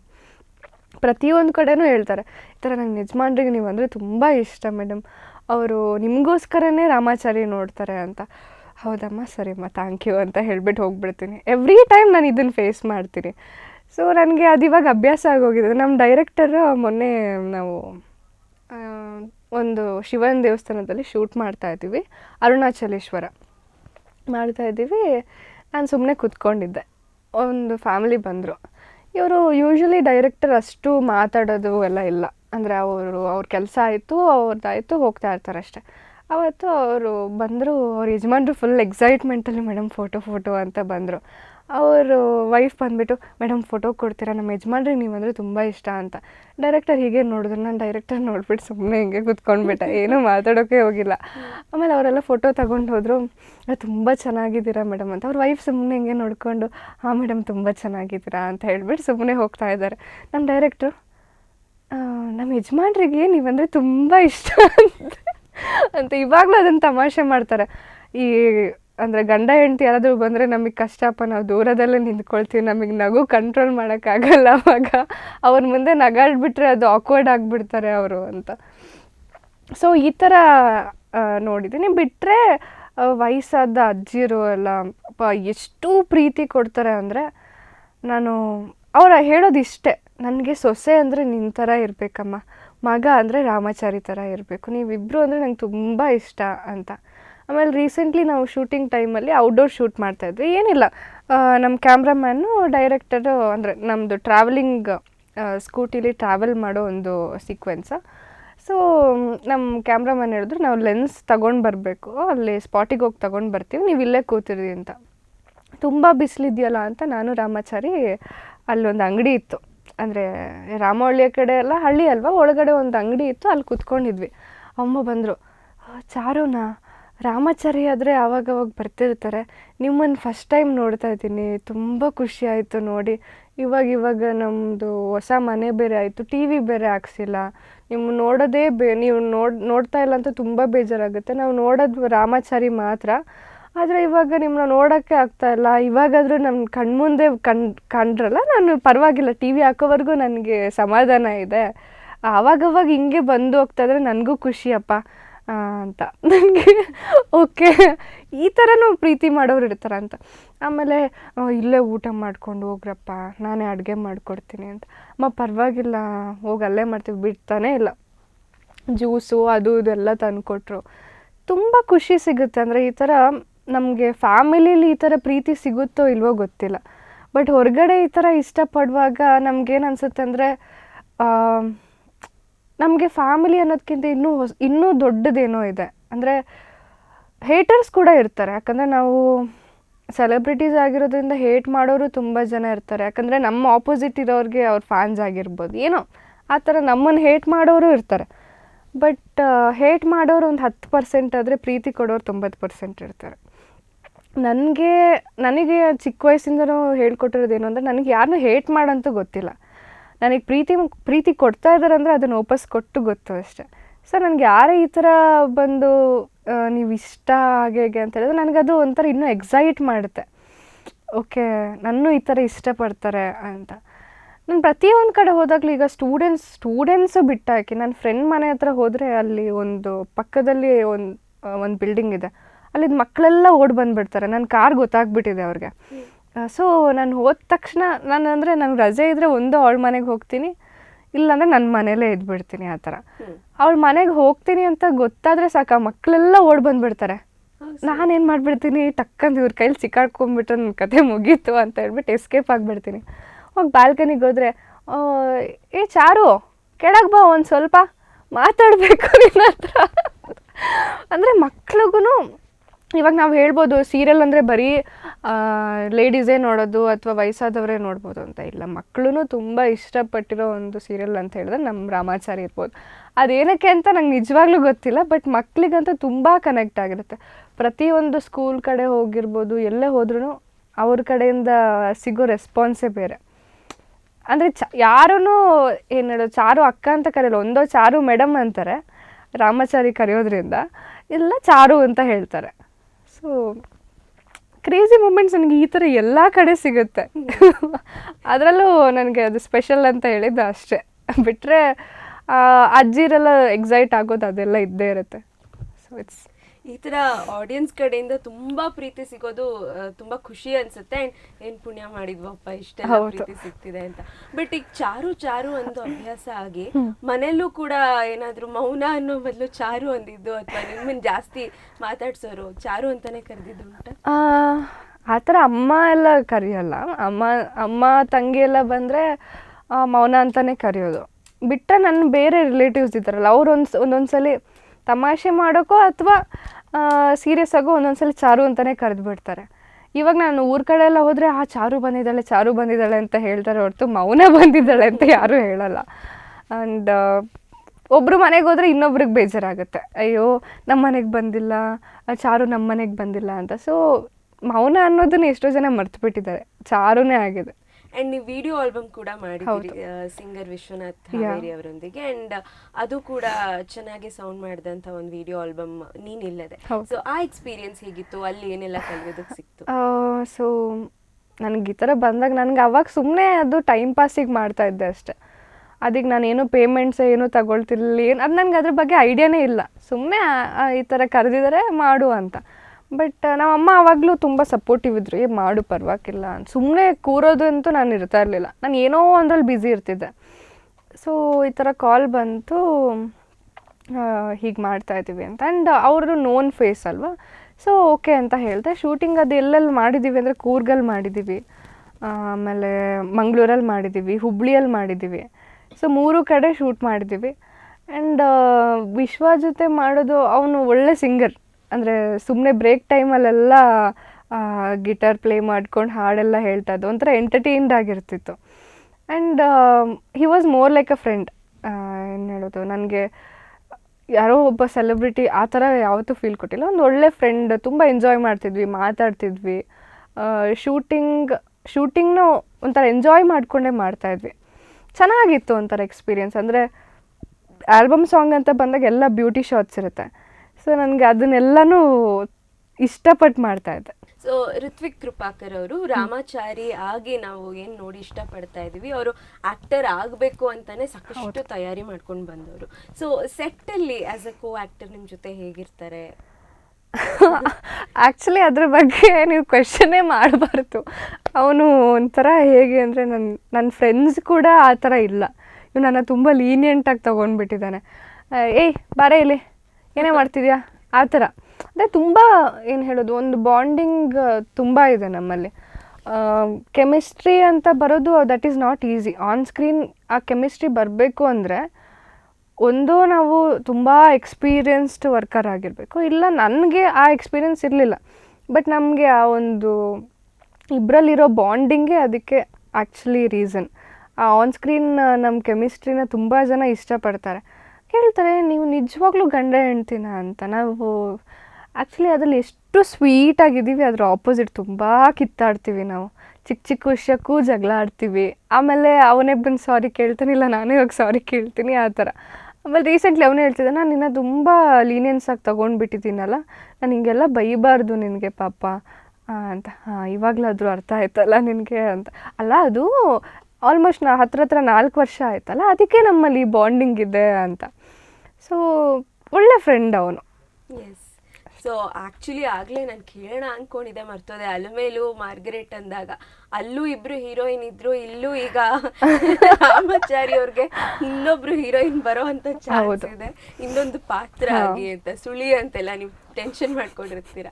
ಸೊ ಅದ್ರ ಬಗ್ಗೆ ಏನಂತ? ಆ್ಯಕ್ಚುಲಿ ಅದ್ರ ಬಗ್ಗೆ ನಾನು ಮಾತಾಡಬಾರ್ದು, ಯಾಕಂದರೆ ನನ್ನ ಗಂಡ ಹಾಗೆ ಅಂತಲ್ಲ, ನನ್ನ ಗಂಡ ಶ್ರೀರಾಮಚಂದ್ರ, ನನಗೆ ಗೊತ್ತಿದೆ ಅದು. ಆದರೂ ಅದು ಒಂದು ಹೆಂಡತಿ ಸ್ವಭಾವ ಅಲ್ವಾ, ಆ್ಯಕ್ಚುಲಿ ಇದ್ದೇ ಇರುತ್ತೆ. ಇವಾಗ ಗರ್ಲ್ ಫ್ರೆಂಡ್ ಅಂತ ಬಂದ್ರೂ ಬಾಯ್ ಫ್ರೆಂಡಿಗೆ ಬೇರೆ ಒಂದು ಹುಡುಗಿ ಫ್ರೆಂಡ್ ಇದ್ದಾಳೆ ಅಂತ ಹೇಳಿದ್ರೆ ಅದೊಂದು ಪೊಸೆಸಿವ್ನೆಸ್ ಅಥವಾ ಇನ್ಸೆಕ್ಯೂರಿಟಿ ಬರೋದು ದಟ್ ಈಸ್ ಕಾಮನ್. ಅದರಲ್ಲೂ ಹೆಂಡತಿ ಇಷ್ಟು ಪ್ರೀತಿ ಮಾಡಿ ಅವನಿಗೋಸ್ಕರ ಒದ್ದಾಡಿ ಮದುವೆ ಆಗಿದ್ದೀನಿ ಅಂತ ಇದ್ದಾಗ ಈ ಥರ ಎಲ್ಲ ಬರೋದು ಕಾಮನ್ ಅನಿಸುತ್ತೆ. ಅದು ಅವನ ಬಗ್ಗೆ ಗೊತ್ತಿದ್ರೂ ಕೂಡ ಎಲ್ಲೋ ಒಂದು ಕಡೆ ಯಾರೋ ಒಬ್ಳು ಇಷ್ಟಪಡ್ತಾ ಇದ್ದಾಳೆ ಅಂದಾಗ ಒಂದು ಇನ್ಸೆಕ್ಯೂರಿಟಿ ಬರೋದು ಇಟ್ಸ್ ಕಾಮನ್. ಸೊ ನನಗೂ ಆ ಥರ ಬಂದಿದೆ ಅಷ್ಟೆ. ಎಸ್. ಆ್ಯಂಡ್ ಚಾರು ಅವರು ಈ ಬೋಳು ತಲೆ ಮೇಕಪ್ ಲುಕ್ಕಲ್ಲಿ ತುಂಬ ಇಂಪ್ರೆಸ್ ಮಾಡಿದರು. ಆ್ಯಂಡ್ ಅಫ್ಕೋರ್ಸ್ ಆ ಮೇಕಪ್ಗೂ ಅಷ್ಟೇ ಟೈಮ್ ಬೇಕು. ಕ್ಯಾರಿ ಮಾಡೋದು ಎಷ್ಟು ಕಷ್ಟ ಆಗಿತ್ತು? ಅವ್ರು ಈ ಥರ ನನಗೆ ಈ ಥರ ಬರಿತಾ ಇದ್ದೀನಿ ಬಂದು ಅಂದಾಗ ಫಸ್ಟ್ ನಂಗೆ ಫುಲ್ ಶಾಕ್ ಆಗಿಬಿಡ್ತು. ಏನು ಹೇಳ್ತಾ ಇದ್ದೀರಾ, ಚಾರು ಅಂದ್ರೇ ಗ್ಲಾಮರ್, ನೀವು ಈ ಥರ ಬಾಲ್ಡ್ ಮಾಡ್ತೀನಿ ಅಂತಿದ್ದೀರಲ್ಲ, ಬಾಲ್ಡಲ್ಲೇ ಕ್ಯೂಟಾಗಿ ತೋರಿಸ್ತೀವಿ ಮಾಡು ಅಂತ ಹೇಳಿದ್ರು ಸರ್. ನನಗೆ ಫಸ್ಟ್ ಫುಲ್ ಟೆನ್ಷನ್ ಆಗಿಬಿಟ್ಟೆ. ಯಾಕಂದರೆ ನನಗೆ ಪ್ರತಿಯೊಂದು ಹೇರ್ ಅಂತ ಬಂದಾಗ ಅಥವಾ ಮೇಕಪ್ ಅಂತ ಬಂದಾಗ ನಾನು ತುಂಬ ಅದ್ರ ಬಗ್ಗೆ ಇನ್ಸೆಕ್ಯೂರಿಟಿ ಇದೆ. ಅಂದರೆ ಹೀಗೆ ಕಾಣಬೇಕು ಅಂತ ಫಸ್ಟಿಂದನೂ ಚಾರುನ ಹೀಗೇ ತೋರಿಸಿದ್ದಾರೆ ಅಂದಾಗ ನನಗೊಂದು ಚಿಕ್ಕ ಪುಟ್ಟ ಡಿಫ್ರೆನ್ಸ್ ಕೂಡ ಮ್ಯಾಟ್ರ್ ಆಗುತ್ತೆ. ಆಮೇಲೆ ನನಗೆ ಪ್ರತಿಯೊಂದು ರೆಡಿ ಆಗೋದಂದರೆ ತುಂಬ ಇಷ್ಟ. ಜ್ಯುವೆಲ್ರಿ ಆಗಿರ್ಬೋದು ಎಲ್ಲ ಮ್ಯಾಚಿಂಗೇ ಹಾಕ್ಕೊಳ್ಬೇಕು. ಇವಾಗ ನಮ್ಮ ಅಂಜಲಿ ಅಮ್ಮ ಏನು ಹೇಳ್ತಾರೆ, ಪುಟ್ಟ ಇದನ್ನು ಹಾಕೋ, ಅಮ್ಮ ಇಲ್ಲ ಮಮ್ಮ ಇದೇ ಸೂಟ್ ಆಗೋದು ಅಂತ ಅದನ್ನು ಹಾಕ್ಕೊಂಡು ಬಿಡ್ತೇನೆ. ಸೊ ಆ ಥರ ಇದ್ದಾಗ ಬಾಲ್ಡ್ ಕ್ಯಾರೆಕ್ಟರ್ ಅಂತ ಬಂದಾಗ ಫಸ್ಟ್ ನನಗೆ ಕಣ್ಣಲ್ಲಿ ನೀರೇ ಬಂದುಬಿಡ್ತು, ಅಯ್ಯೋ ಹಿಂಗಪ್ಪ ಮಾಡಲಿ ಅಂತ. ಮತ್ತೆ ಅನ್ನಿಸ್ತು ಈ ಥರ ಪಾತ್ರ ಎಲ್ರಿಗೂ ಸಿಗಲ್ಲ. ಇವಾಗ ಸೀರಿಯಲ್ ಇಂಡಸ್ಟ್ರಿ ಅಂತ ಬಂದಾಗ ಯಾರೂ ಕೂಡ ಮಾಡಿಲ್ಲ. ಯಾಕೆ ಇದನ್ನು ನಾನು ಚಾಲೆಂಜಿಂಗಾಗಿ ತಗೊಳ್ಬಾರ್ದು ಅಂತ ಹೇಳಿಬಿಟ್ಟು ಅದನ್ನು ಚಾಲೆಂಜಿಂಗಾಗಿ ತಗೊಂಡೇ ಮಾಡಿದೆ. ಈ ಥರ ಟ್ರಯಲ್ಸ್ ಆಯಿತು. ಟ್ರಯಲ್ಸ್ ಆದಾಗ ನನಗೆ ಸ್ವಲ್ಪ ಓಕೆ ಕಾನ್ಫಿಡೆನ್ಸ್ ಬಂತು. ಬಟ್ ಅದರಲ್ಲಿ ಅಷ್ಟೊತ್ತು ಕೂತ್ಕೊಳ್ಬೇಕು ಅನ್ನೋದೇ ಚಾಲೆಂಜಿಂಗ್ ಇದ್ದಿದ್ದು. ಫಸ್ಟ್ ಮಾಡಿದಾಗ ಆಲ್ಮೋಸ್ಟ್ 3.5 ಗಂಟೆ ಕೂರಿಸಿದ್ದಾರೆ. ನನಗೆ ಆಗ್ತಾ ಇಲ್ಲ. ಅದು ಕುತ್ತಿಗೆ ಬೇರೆ ಅಲ್ಲಾಡಿಸೋ ಹಾಗಿಲ್ಲ, ಸುಮ್ಮನೆ ಹೀಗೇ ಕೂತ್ಕೊಳ್ಬೇಕು, ಅವ್ರು ಹೇಳ್ದಾಗೆ ಬೆಂಡ್ ಮಾಡಬೇಕು. ಫಸ್ಟೇ ಗೊತ್ತಾಗಿಲ್ಲ ಟ್ರಯಲ್ಸಲ್ಲಿ, ಅದು ಅವಾಗ ನಾರ್ಮಲ್ಲೇ ಇತ್ತು. ಬಟ್ ಫಸ್ಟ್ ದಿನ ಶೂಟಿಂಗ್ ಇದ್ದಿದ್ದು ನಾವು ಬಾಲ್ಡ್ ಮಾಡುವಾಗ ಅವಾಗ ಕೂಡ ನನಗೇನು ಅನಿಸಿಲ್ಲ. ಆದರೆ ಅವಾಗ ನನಗೆ ಇಷ್ಟು ಉದ್ದ ಇತ್ತು, ಇವಾಗ ಇಷ್ಟು ಮಾಡಿಸಿದ್ರು ಕೂದಲು. ಇಷ್ಟು ಮಾಡಿಸಿದ್ರು ಆ್ಯಕ್ಚುಲಿ, ಯಾಕಂದರೆ ಅದು ಕೂತ್ಕೊಳ್ಳಲ್ಲ ಕ್ಯಾಪ್ ಅಂತ. ನನಗೆ ಕೂದಲಂದರೆ ತುಂಬ ಇಮೋಷನ್ ಬೇಕು. ಆವಾಗಿಂದ ಅಂದರೆ ರಾಮಾಚಾರಿ ಶುರುವಾದಾಗಿಂದ ಕರ್ಲ್ಸ್ ಮಾಡಿ ಮಾಡಿ ಮಾಡಿ ಆಲ್ರೆಡಿ ಉದ್ರೋಗ್ಬಿಟ್ಟಿತ್ತು. ಅದ್ರ ಮೇಲೆ ಇನ್ನೂ ಕಟ್ ಮಾಡಿಸು ಅಂತ ಹೇಳಿದ್ರೆ ತುಂಬ ಬೇಜಾರಾಯಿತು. ಬಟ್ ಏನೂ ಮಾಡೋಕ್ಕಾಗ್ತಿರ್ಲಿಲ್ಲ, ಇಲ್ಲಾಂದರೆ ಕ್ಯಾಪ್ ಕೂತ್ಕೊಳ್ಳಲ್ಲ ಅದು. ಇಲ್ಲೇನಾದರೂ ಸ್ವಲ್ಪ ಬಂಪ್ ಕಾಣುತ್ತೆ ಅಂತ ಹೇಳಿಬಿಟ್ಟು ಕಟ್ ಮಾಡಿಸ್ದೆ. ಆಮೇಲೆ ಥರ್ಡ್ ಡೇ ನಾನು ಯಾವಾಗ ಕ್ಯಾಪ್ ಹಾಕ್ಕೊಂಡೆ ಅವಾಗ ಗೊತ್ತಾಯಿತು. ಅಂದರೆ ಅವ್ರು ಏನು ಮಾಡ್ತಾರೆ ಅಂದರೆ ಗಮ್ ಹಾಕಿ ಫುಲ್ ಅಂಟಿಸ್ಬಿಡ್ತಾರೆ. ಇವಾಗ ಅದರಿಂದ ಹೇರ್ ಕೂಡ ಡ್ಯಾಮೇಜ್. ಅದ್ರ ಮೇಲೆ ಎಷ್ಟೊತ್ತು ಆಲ್ಮೋಸ್ಟ್ ಸೀರಿಯಲ್ ಅಂತ ಬಂದಾಗ ಅವ್ರು ಹೇಳ್ತಾರೆ, ನಾವು ಸಿನಿಮಾಗೆ ಮಾಡೋರು ಆಲ್ಮೋಸ್ಟ್ 3 to 4 hours ಮ್ಯಾಕ್ಸಿಮಮ್ ಅದು ನೀಟಾಗಿ ಕೂತ್ಕೊಳ್ಳುತ್ತೆ, ಆಮೇಲೆ ಆಗಲ್ಲ ಅಂತ. ಅದು ಬೇರೆ ಆವಾಗ ಶೆಕೆ ಶುರುವಾಗಿತ್ತು. ಏನಾಗ್ತಿತ್ತು, ನಮ್ಮದು ಸೀರಿಯಲ್ ಅಂತ ಬಂದಾಗ ಬೆಳಗಿಂದ ರಾತ್ರಿವರೆಗೂ ನಾವು ಶೂಟ್ ಮಾಡ್ತೀವಿ. ಇವ್ರು ಆಲ್ಮೋಸ್ಟ್ ನನಗೆ 6:30ವರೆಗೂ ಮಾಡ್ತಾಯಿದ್ರು. 6:30, 7ವರೆಗೂ ಮಾಡಿಕೊಟ್ಟು ಆಮೇಲೆ ಬಿಟ್ಕೊಡ್ತಾಯಿದ್ರು. ಬಿಕಾಸ್ ಅವ್ರಿಗೆ ನನ್ನ ಪಾಡು ನೋಡೋಕ್ಕಾಗ್ತಾ ಇರಲಿಲ್ಲ. ಅದೇನಾಗ್ತಾಯಿತ್ತು, ಫುಲ್ ಹಾಕ್ತಾಯಿದ್ರಲ್ಲ ಬೆವರಿಗೆ ಇಲ್ಲೆಲ್ಲ ಓಪನ್ ಆಗಿಬಿಡ್ತಿತ್ತು. ಓಪನ್ ಆದಮೇಲೆ ಆಫ್ಕೋರ್ಸ್ ಕ್ಲೋಸ್ ಇಡೋದಕ್ಕಾಗಲ್ಲ, ಆ ಥರ ಆಗ್ತಾಯಿತ್ತು. Full sweat ಆಗಿಬಿಡ್ತಿತ್ತು. ಲಿಟ್ರಲಿ ನಾನು ಹಿಂಗೆ ಮುಟ್ಕೊಳ್ಳೋಕ್ಕೂ ಆಗ್ತಾಯಿರಲಿಲ್ಲ. ನನಗೆ ಭಯ ಬೇರೆ, ಒಂಚೂರು ಉಗ್ರೇನಾದರೂ ಟಚ್ ಆದರೆ ಫುಲ್ ಓಪನ್ ಆಗಿಬಿಡುತ್ತೆ ಅದು. ಆ್ಯಂಡ್ ಅದೇನಾಗಿರುತ್ತೆ, ಬೆವರಿ ಅದೆಲ್ಲ ಫುಲ್ ಕೂದಲೆಲ್ಲ ನೀರು ಆಗಿಬಿಟ್ಟಿರುತ್ತೆ. ಇಲ್ಲಿವರೆಗೂ ನೀರಲ್ಲಿ ನನಗೆ ಫೀಲ್ ಆಗುತ್ತೆ ನೀರಿದೆ ಇಲ್ಲಿ ಅಂತ. ತುಂಬ ಕಷ್ಟ ಇತ್ತು. ಅಂದರೆ ಅದನ್ನು ಮುಟ್ಕೊಳ್ಳೋಕೆ ಆಗ್ತಾ ಇರಲಿಲ್ಲ, ಅಥವಾ ಜಾಸ್ತಿ ಹೆಡ್ ಮೂಮೆಂಟ್ಸ್ ಮಾಡೋಕ್ಕಾಗಲ್ಲ, ಎಲ್ಲೂ ಟೇರ್ ಆಗುತ್ತೆ ಅಂತ ಗೊತ್ತಾಗ್ತಿರ್ಲಿಲ್ಲ. ತುಂಬ ಕಷ್ಟ ಅನುಭವಿಸಿದೆ. ಆ್ಯಂಡ್ ಮೋರ್ ಓವರ್ ಅಂದರೆ ನನಗೆ ಸೆಟ್ಟಲ್ಲಿ ಎಲ್ಲರ ಮುಂದೆ ಹೋಗುವಾಗ ಫಸ್ಟ್ ಟೈಮ್ ಅಲ್ಲ, ಎಲ್ಲರೂ ನನ್ನ ಹೀಗೆ ನೋಡಿಬಿಟ್ಟು ಎಷ್ಟೋ ಜನ ಪಾಪ ಹತ್ಬಿಟ್ಟಿದ್ದಾರೆ. ಅಂದರೆ ಸೆಟ್ಟವರಾಗಿರ್ಬೋದು, ಪ್ರೊಡಕ್ಷನ್ ಅವರು, ಏನಮ್ಮ ನಂಗೆ ಹಿಂಗೆ ನೋಡೋಕ್ಕಾಗ್ತಾ ಇಲ್ಲ ನಿನ್ನ ಅಂತ. ನಮ್ಮ ಅಮ್ಮ ಅಂತೂ ನಾನು ಅಮ್ಮನಿಗೆ ಸುಮ್ಮನೆ ತಮಾಷೆ ಮಾಡಿಬಿಟ್ಟಿದ್ದೆ, ಅಮ್ಮ ನಾನು ನಿಜವಾಗ್ಲೂ ಕೂದಲು ಬಾಲ್ಡ್ ಮಾಡ್ತಿದ್ದೀನಿ, ಏನೋ ನಿನಗೇನಾದರೂ ಹುಚ್ಚ, ನಿನಗೆ ಆ ಥರ ಎಲ್ಲ ಮಾಡಬಾರ್ದು ಅಂತಿಲ್ಲ, ನಿಜವಾಗ್ಲೂ ಹಾಗೆ ಅಂತೆಲ್ಲ ಹೇಳಿಬಿಟ್ಟು ಅಮ್ಮ ಫುಲ್ ಬೇಜಾರು ಮಾಡ್ಕೊಂಡ್ಬಿಟ್ಟಿದ್ರು. ನಂದು ಟೆಲಿಕಾಸ್ಟ್ ಆದಾಗಂತೂ ನಮ್ಮ ಅಜ್ಜಿ ಎಲ್ಲರೂ ಹತ್ಬಿಟ್ಟಿದ್ದಾರೆ. ಅಂದರೆ ಅವ್ರು ಯಾವತ್ತೂ ನಾನು ಆ ಥರ ನೋಡ್ತೀನಿ ಅಂತ ಅಂದ್ಕೊಂಡಿರಲಿಲ್ಲ. ಸೊ ಅವ್ರಿಗೆ ತುಂಬ ಫೀಲ್ ಆಗಿಬಿಟ್ಟಿತ್ತು. ನಾನು ನೆಕ್ಸ್ಟ್ ರಜೆಗೆ ಹೋದಾಗ ಅಲ್ಲ ಆ ಥರ ಎಲ್ಲ ಮಾಡಿದ್ದು ಎಷ್ಟು ಬೇಜಾರಾಯಿತು ಗೊತ್ತಾ. ಅಂದರೆ ಕರೆಕ್ಟ್ ಆ ಟೈಮಲ್ಲೇ ನಾನು ಹೋಗಿದ್ದು, ಅಂದರೆ ಯಾವಾಗ ಬಾಲ್ಡ್ ಆಗ್ತಾಯಿತ್ತು ಆವಾಗಲೇ ಹೋಗಿದ್ದಿದ್ದು. ಸೊ ಅವರೆಲ್ಲ ತುಂಬ ಫೀಲ್ ಮಾಡ್ಕೊಂಡಿದ್ರು. ಅಂದರೆ ನಿನ್ನ ಆ ಥರ ನೋಡೋಕ್ಕಾಗ್ತಿರ್ಲಿಲ್ಲ, ಮುದ್ದಾಗಿ ಕಾಣ್ತಾ ಇದೆ, ಬಟ್ ನಮ್ಮ ಕೈಲಿ ಹಾಗೆ ನೋಡೋಕ್ಕಾಗಲ್ಲ ನಿನ್ನ ಅಂತ. ಸೊ ಜನ ಯಾರೂ ಅದನ್ನು ಏನು ಹೇಳೋದು, ಕೆಟ್ಟದಾಗಿ ಕಾಣ್ತಾ ಇದೆ ಆ ಥರ ಯಾರೂ ಹೇಳಿಲ್ಲ. ತುಂಬ ರೆಸ್ಪೆಕ್ಟ್ ಕೊಟ್ಟಿದ್ದಾರೆ. ಆ್ಯಂಡ್ ತುಂಬ ಇಷ್ಟಪಟ್ಟಿದ್ದಾರೆ. ತುಂಬ ಮುದ್ದಾಗೆ ಕಾಣ್ತೆ ನೀನು, ಚಾರು ಹೇಗಿದ್ರೂ ಚೆನ್ನಾಗಿ ಕಾಣ್ತಾಳೆ ಅಂತ ಹೇಳಿದರು. ಆವಾಗಿಂದ ನನಗಿನ್ನೂ ಒಂದು ಏನು ಹೇಳೋದು, ಖುಷಿ ಆಯಿತು, ಇದು ಮಾಡಿದ್ದಕ್ಕೂ ಸಾರ್ಥಕ ಆಯಿತು ಅಂತ ಅನ್ನಿಸ್ತು. ಆ್ಯಂಡ್ ಸೀರಿಯಲಲ್ಲಿ ಅಶ್ವಥ್ ಸರ್, ಬಾಲರಾಜ್ ಅವರು ಮತ್ತು ಗುರುದತ್ ನಿಮ್ಮ ತಂದೆಯವರು ಎಲ್ಲರೂ ಕೂಡ ಸೀನಿಯರ್ ಆರ್ಟಿಸ್ಟ್. ನೀವು ಹೇಳಿದ್ರಿ ಆಗಲೇ ಅವರೆಲ್ಲರೂ ಕೂಡ ನಮ್ಗೆ ಹೇಗೆ ಸಪೋರ್ಟ್ ಮಾಡಿದ್ರು ಅಂತ. ಸೆಟ್ಟಲ್ಲಿ ಹೇಗಿರುತ್ತೆ ನಿಮ್ಮ ಮಾತುಕತೆ? ಆ್ಯಕ್ಚುಲಿ ನಾನು ತುಂಬ ಒಂದು ಏನು ಹೇಳೋದು, ಫ್ರೆಂಡ್ಲಿ ಹುಡುಗಿ ಆಯಿತಾ. ಅಂದರೆ ಅವ್ರಿಗೆಲ್ಲ ಅನಿಸೋದೇ ಇಲ್ಲ ಈ ಹುಡುಗಿ ಇನ್ನೂ ಚಿಕ್ಕವಳು ಅಥವಾ ಇವಾಗ ಬಂದಿರೋದು, ಆ ಥರ ಎಲ್ಲ ಅವ್ರು ಅಂದ್ಕೊಳ್ಳೋದೇ ಇಲ್ಲ. ಅವ್ರು ಹೇಳ್ತೈತೆ ಚಾರು ಅವಳು ಸೂಪರ್ ಹುಡುಗಿ, ಚೆನ್ನಾಗಿ ಮಾತಾಡ್ತಾಳೆ ಅಂತ. ನನಗೆ ಆಗಿರೋದಕ್ಕೆ ಇಷ್ಟ. ನನಗೆ ಅವ್ರು ದೊಡ್ಡವರು, ಅವರು ತುಂಬ ಸೀನಿಯರ್ ಆರ್ಟಿಸ್ಟ್ ಆ ಥರ ನಾನು ಯಾವತ್ತೂ ಅಂದ್ಕೊಂಡಿಲ್ಲ. ಅವರು ನನ್ನ ಫ್ಯಾಮಿಲಿ. ರಾಮಾಚಾರಿ ಅಂತ ಬಂದಾಗ ಅದು ನನ್ನ ಪ್ರಾಜೆಕ್ಟ್, ನನ್ನ ಫ್ಯಾಮಿಲಿ. ಸೊ ಅವರೆಲ್ಲರೂ ನನ್ನವರು ಅಂದ್ಕೊಂಡು ಎಲ್ಲರ ಜೊತೆನೂ ತುಂಬ ಖುಷಿಯಾಗಿ ಫ್ರೆಂಡ್ಲಿಯಾಗಿ ಮಾತಾಡ್ಕೊಂಡಿರ್ತೀನಿ. ನನಗೆ ಯಾವತ್ತೂ ಆ ಥರ ಡಿಫ್ರೆನ್ಸ್ ಕಾಣೋ ಥರ ಯಾವತ್ತೂ ಅನಿಸ್ಲಿಲ್ಲ. ಅಪ್ಪ ಆರ್ಮಿಲಿ ಇದ್ರು ಅಂತ ನೀವು ಹೇಳಿದ್ರಿ, ಕೋರ್ಸ್ ತುಂಬಾ ಸ್ಟ್ರಿಕ್ಟ್ ಇದ್ರು ಅಂತ ಹೇಳಿದ್ರಿ. ಸ್ಕೂಲ್ ಡೇಸ್ ಅಲ್ಲಿ ಹೇಗಿರ್ತಿತ್ತು ನಿಮ್ಮ ಮಾತುಕತೆ?